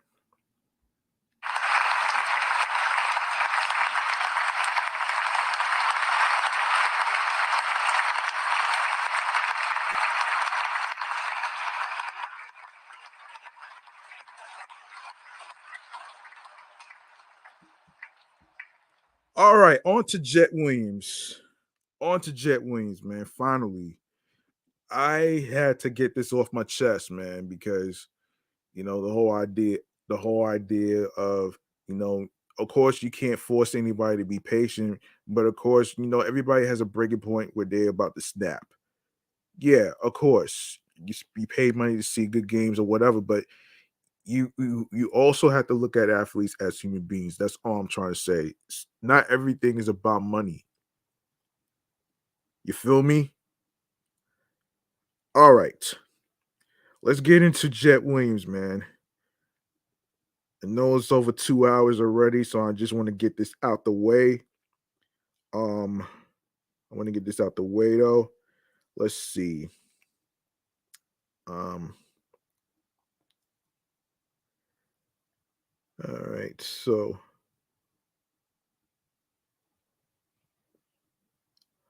all right, so here we go. Here we go. Here we go. Here we go. Hold on a second. Yes. All right, so Jett Williams.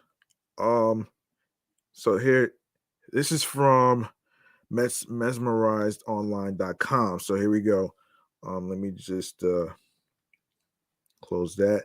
All right, on Sunday evening, double MOs on Michael Mayer reports shortstop center fielder Jett Williams has been promoted from high A Brooklyn to double A Binghamton.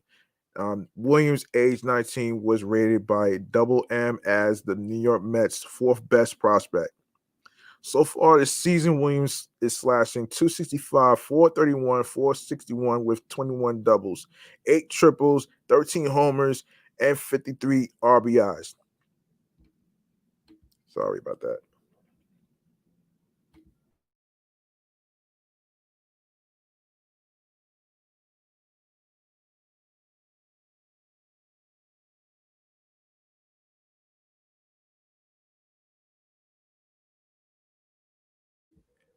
He is 44 for 51 in stolen base attempts.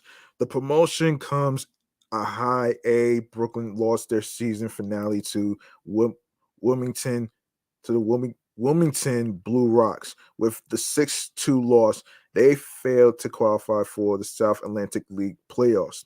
Williams was 0 for 3 in the game, walking twice. Williams has drawn 102 walks so far this season and has a 431 OBP. With Brooklyn's playoff dreams ending, Williams joins Binghamton Double A as they are marking their own run to the playoffs. Currently, Binghamton is 35-25 trailing to Somerset Patriots by a half game in the standings. With the Patriots winning the first half, the Rumble Ponies have already clinched a playoff berth by clinching second place in the division for the second half of the season. This will be the third affiliate Williams plays for the season.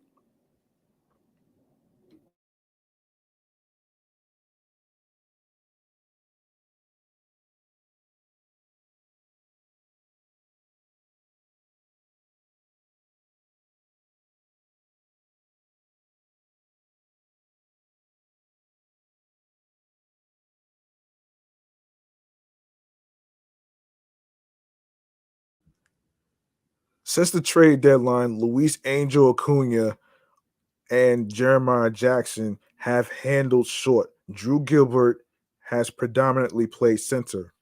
That said, Acuna has played some second, and Jackson has also played second, third, and right.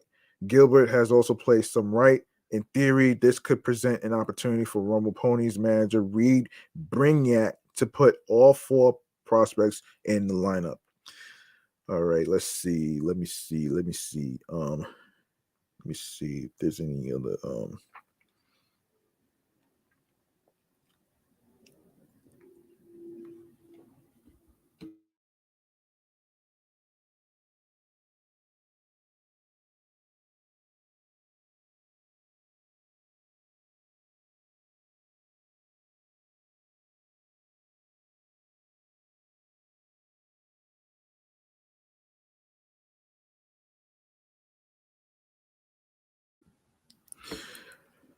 All right.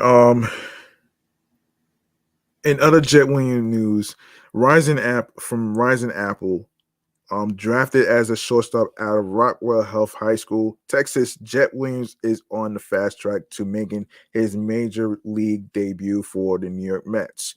Williams started the 2023 season in Single A St. Lucie, where he hit just 249 in 79 games.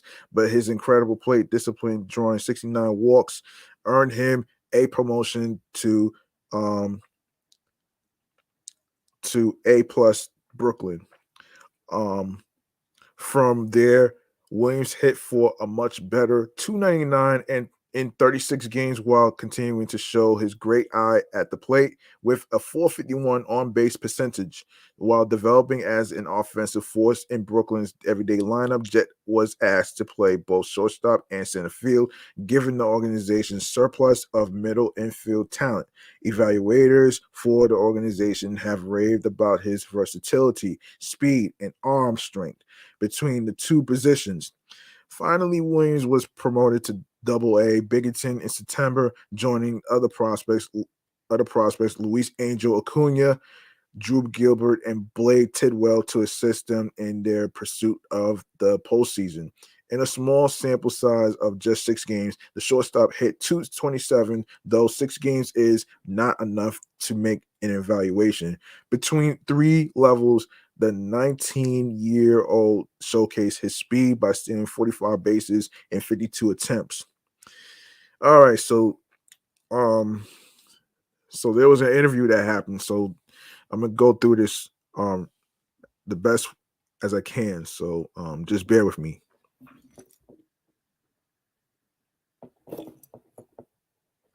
All right, so let me see how long is this. Okay, considering this fast rise through the lower minors in 2023, is it possible we see Jet Williams in a Met uniform next season?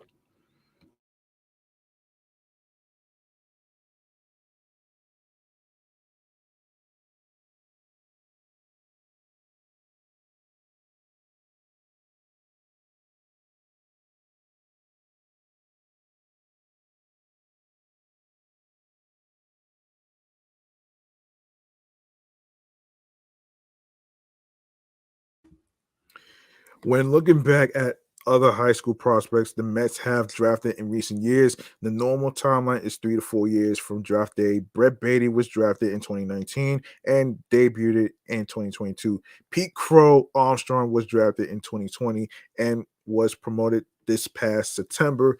And Jarek Kalanick, who is now an Atlanta Brave, was drafted in 2018 and called up by the Mariners in May of 2021. If the Mets continue this trend, Williams will debut in 2025, given he was drafted in 2022.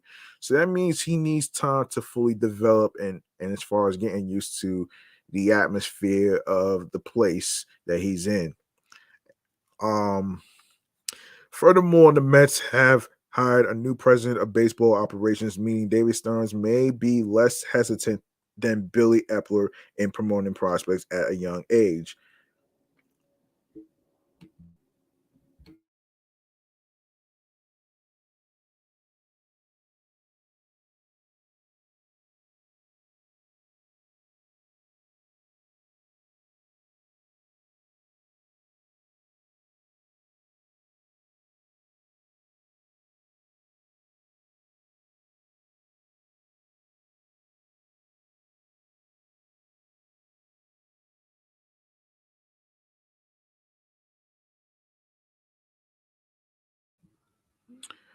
All right. Let me see. Remember, none of Alvarez, Beatty, Mauricio, and or Vientos were on the opening day roster after performing well in spring training. Given Williams' versatility, now playing center field and excelling at the position, there could be a path in 2024 with the lack of outfield depth. I would expect Williams to make his debut in 2025, given his lack of experience at the Double A level.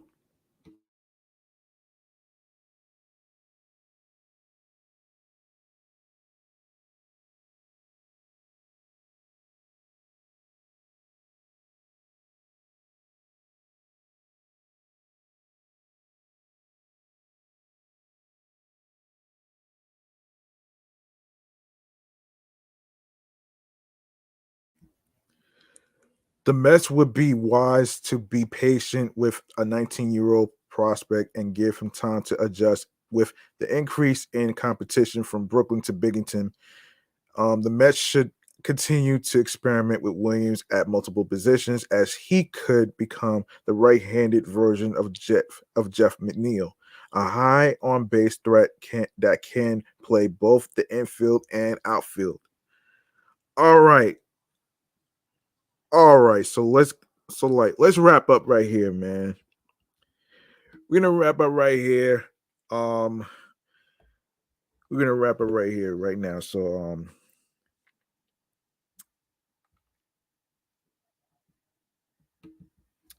All right. Hold on a minute here. I'm sorry.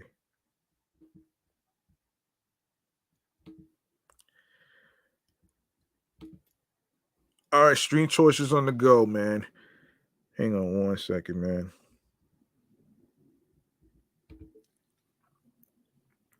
Oops.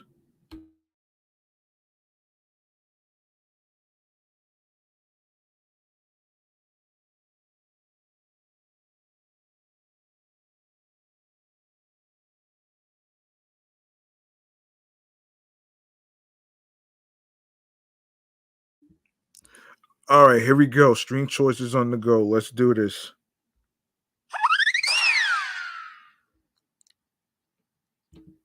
Make sure you follow Excellent Fun Vibrant Talks podcast on Threads alongside with Instagram, alongside with my other podcast shows that I do, Meticulous Vibe Juice podcast, Off the Meat Rat Chains New York Avenue podcast, alongside myself, G Money Stacks 555 in Queens, New York, your host with the most, creator, YouTuber, all the above, man. And turn on your notifications so you can know when I will be on Instagram Live doing my live stream recording podcast episode recordings. And yes, if you go to my link tree, you're gonna see a whole list. You're gonna see a whole list of hang on. Yeah, you're gonna see a whole list of audio streaming platforms, including everything where you can listen to your podcast and stuff. So if you can download these apps onto your iPhones, your Android tablets, no, your Android phones, iPads, Android tablets, laptops, which includes Apple and Dell laptops included. So if you want to check out the episodes, don't worry, I got you back. So starting with, if you go to my link tree that says Excellent Fun Vibrant Talks Pod, you're going to see a whole list of audio streaming platforms, which includes Odyssey, Audible, Amazon Music, Breaker, Bullhorn FM, Castbox FM, Deezer, Listen Notes, Moon FM Podcast, Player FM, Pocket Cast, Podfriend, Podhound, Podopolo, Podorama, Podcast Index, Podcast Addict, Podchaser, um,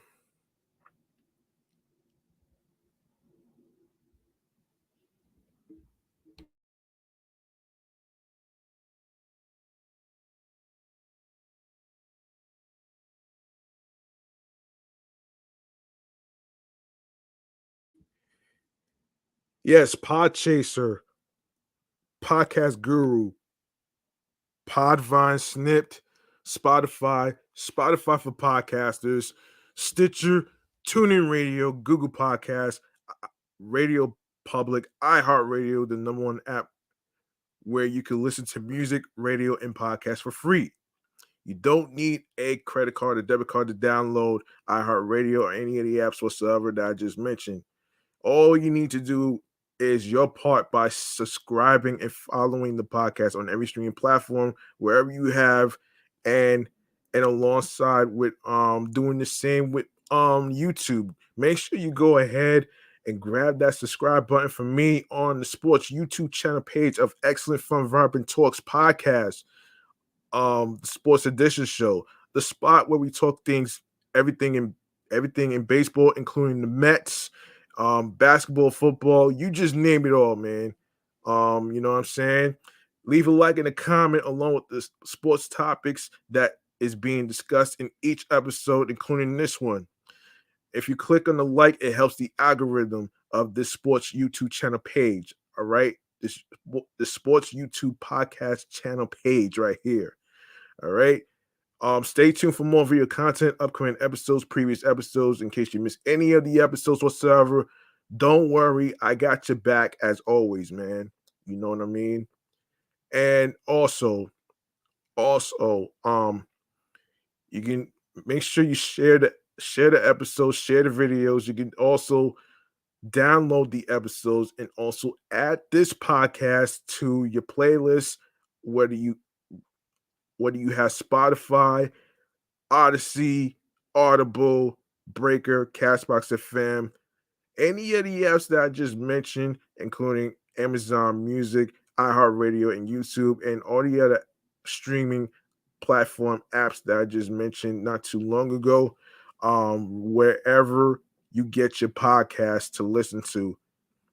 And when you add the podcast to your playlist by subscribing and following the podcast, you will be notified on new episodes that's going to be dropped every week. All right. So yeah, there you have it right there. And also be sure to listen, stream, watch the episodes, tell a friend to another friend, spread the word. Word of mouth is important. And of course, be sure to share my Linktree / Excellent Fun Vibrant Talks pod with your husbands, your wives, your boyfriends, girlfriends, the people you are cool with from work, and everywhere else where you meet new people. All right. All right, man. I'm up out of here. I'm your man, G Money Stacks, aka the Gregonator. Thank you very much for listening and tuning in and rocking with me on this episode 70 titled It's Wild. All right? It's wild. Oh, one more thing before I get up out of here. Before I mention this, I don't know if y'all heard that for all you Met fans out there who didn't know that Justin Verlander was not going to come back to the Mets. Unfortunately, he signed with the Blue Jays. Let me just pull this up real quick. Let me pull this up real quick before I wrap up. Let me pull this up real quick. All right. Let me see.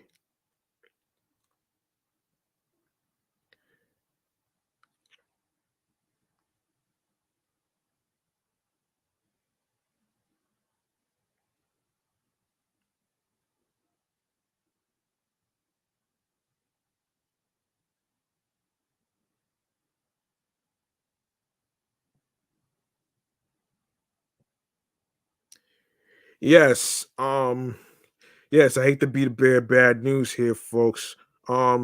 Justin Turner has agreed to a 1-year deal for $13 million with the Toronto Blue Jays. So the Toronto Blue Jays and Justin Turner have agreed to a 1-year deal worth $13 million. The team announced Tuesday.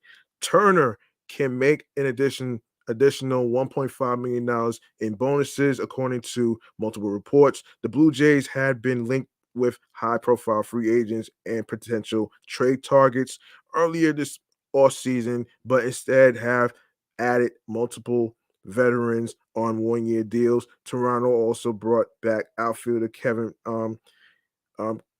Kiermaier and added utility infielder Isaiah Kenner Falefa last month. Turner age 39, batted 276 with 23 home runs and a career high 96 RBIs last season with the Boston Red Sox.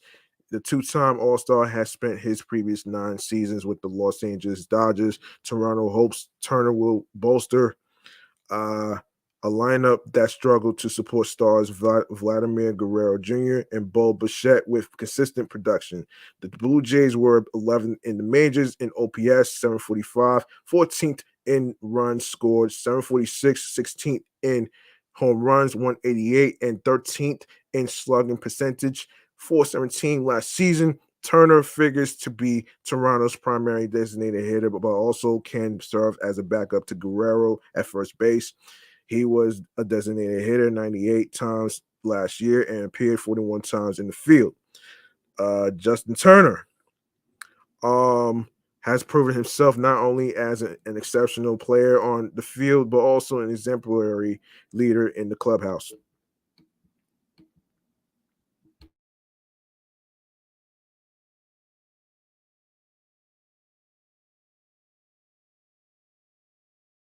Blue Jays general manager Ross Atkins said in a news release, Justin's history of delivering in big moments and his consistent pursuit of winning are admirable traits. A World Series champion with the Dodgers in 2020, Turner is a career 288 hitter and 187 homers and 759 RBIs in 1,539 games. He has also played for the Baltimore Orioles 2009 to 10 and New York Mets from 2010 to 2013.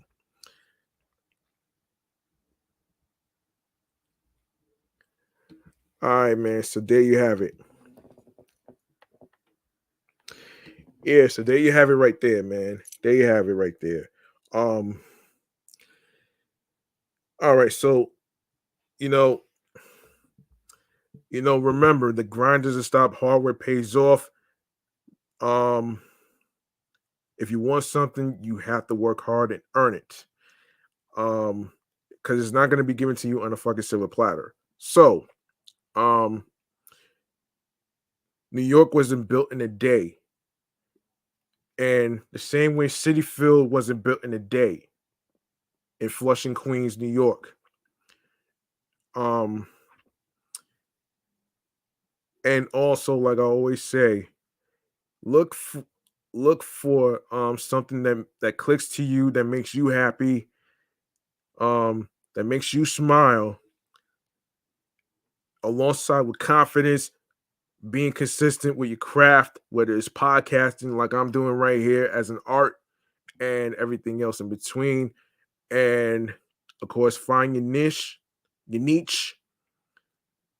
and be confident in what you do. And don't let anyone stop you from following your goals and dreams. Um,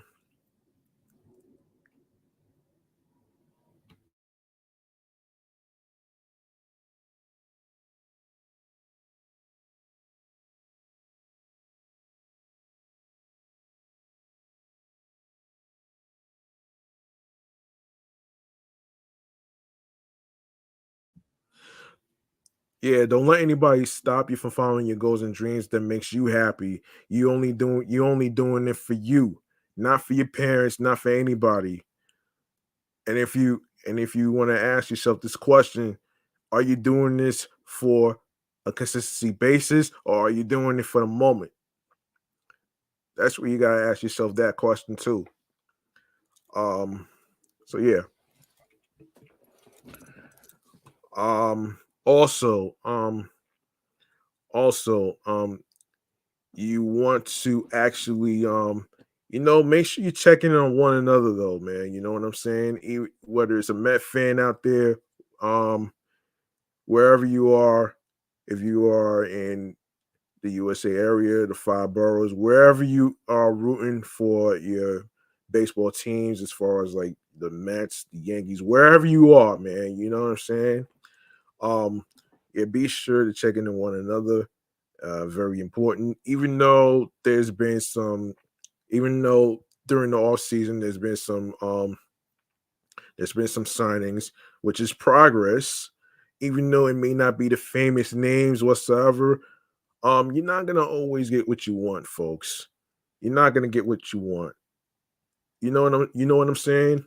And as I was saying earlier in regards to the whole luxury tax situation and everything else, yo, listen, David Stearns and Steve Cohen, they both are dealing with luxury taxes and all that other stuff, which is very difficult because, like I said, they still paying the leftover of Justin Verlander and Max Scherzer. And I hope this is a lesson. I hope this is a lesson right here, not just for Mets fans, but also a lesson to not pick an older person. And I'm glad that they steer clear away from Justin Verlander because of his age. You know what I'm saying? 39, man. 39. He's close to 40. You know what I'm saying? And it's a big deal. And it's a big deal in when it comes to baseball. And let me just leave you out with this though, man. Um, you may not be happy about the certain signings and all that other stuff, whether it's from Yankees or anywhere else whatsoever. But let David Stearns and Steve Cohen do their fucking jobs. You feel what I'm saying? You know what I'm saying, folks? All you Met fans out there, some of you Met fans, not all, but some of you Met fans out there, man. Um, I just want to say, as a Met fan myself, I'm not tripping. I'm not tripping off these signings. It may not be famous names that we're familiar with whatsoever, but at the same token, like you have to look out for your sanity and your well-being, man. You cannot drive yourself crazy over certain players that's not quote unquote perfect, quote unquote on having good games whatsoever. Because there's no such thing, like I said before, there's no such thing as a fucking baseball player not having any struggles. You can't put a price on mental health, man. Like I always say, man, and I'm just gonna say it, and I'm just gonna say it again. All right.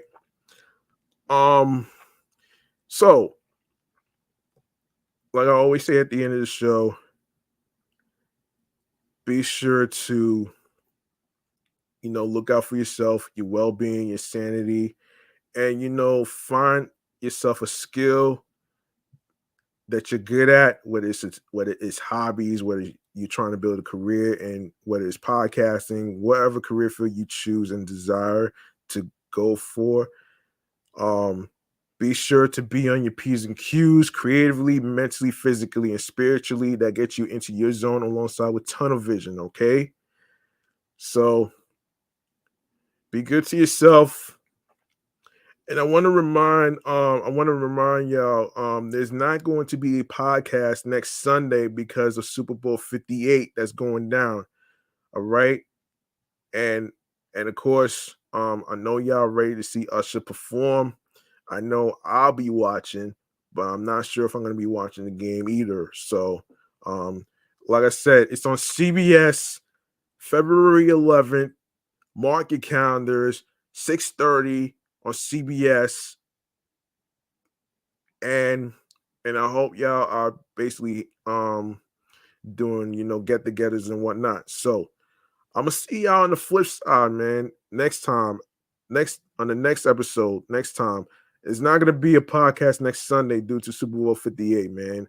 I'm out of here. Peace and one love. Take care of yourselves. Don't go crazy over one athlete making mistakes because every baseball athlete is human beings. So, you know, you stop shaming athletes for their mistakes. You know what I'm saying? So I'm out of here. See y'all on the flip side. Peace and one love. And of course, next time, happy Super Bowl day weekend. Next weekend. All right. Peace out. Good night, everybody.